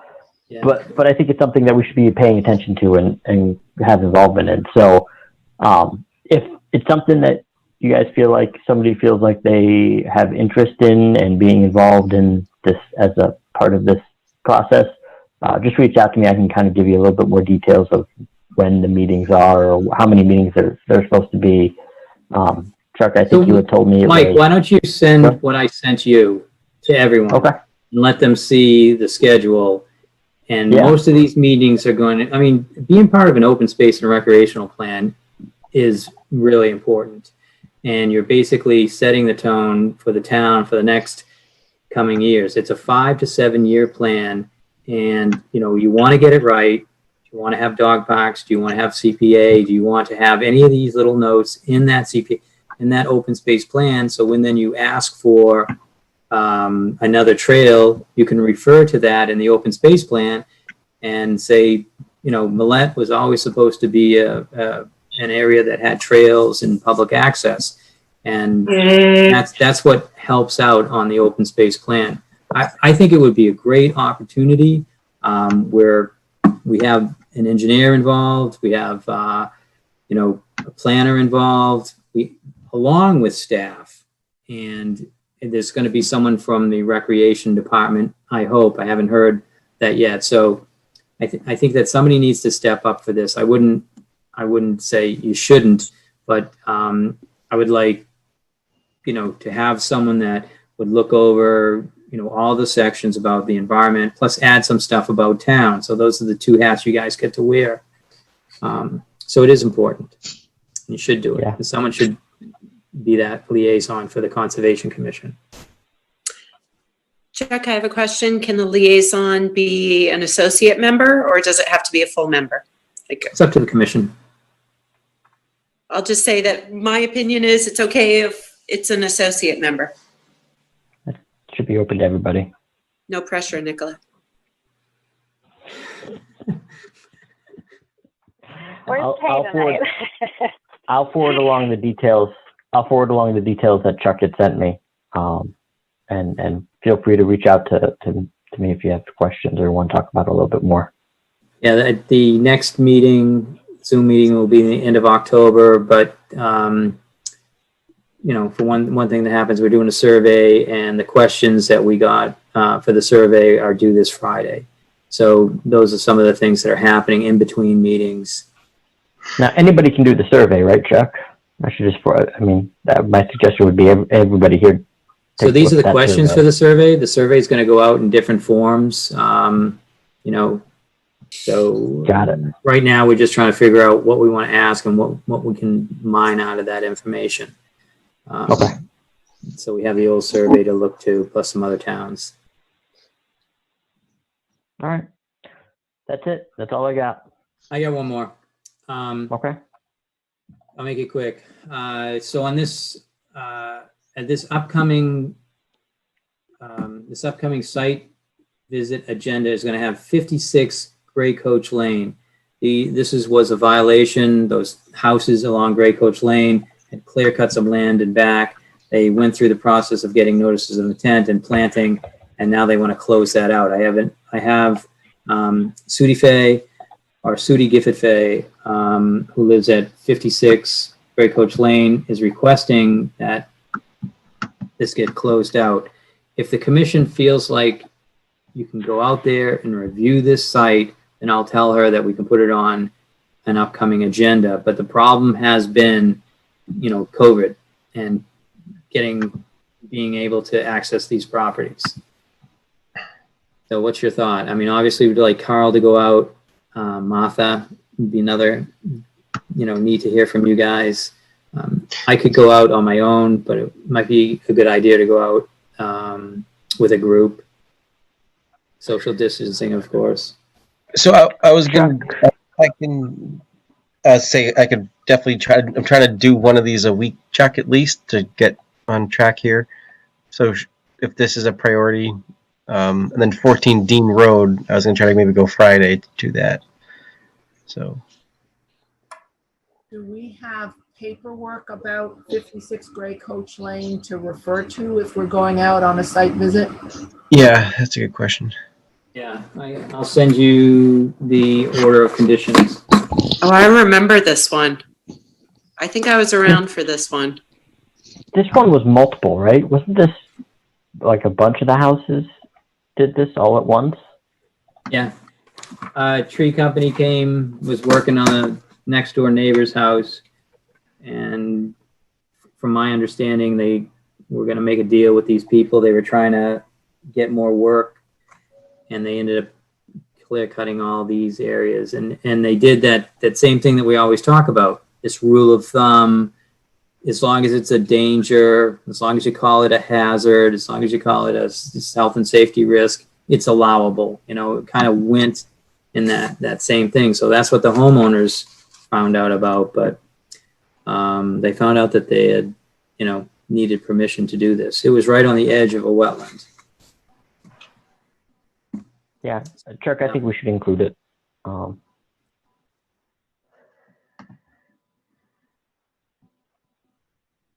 Okay, I'll send the order of conditions around. And this will be just before probably the site visit for the 8th, September 8th.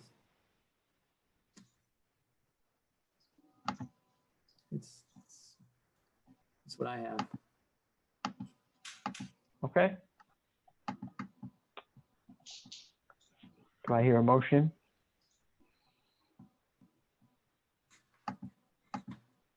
Carl. Oh, sorry. I was looking at the property. Is that Sorry. it? Are we done?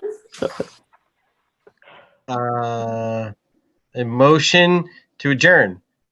Or, yeah. Second. All those in favor, please raise your hand. All right. Thank you, everyone. Bye. Mike, don't forget to send that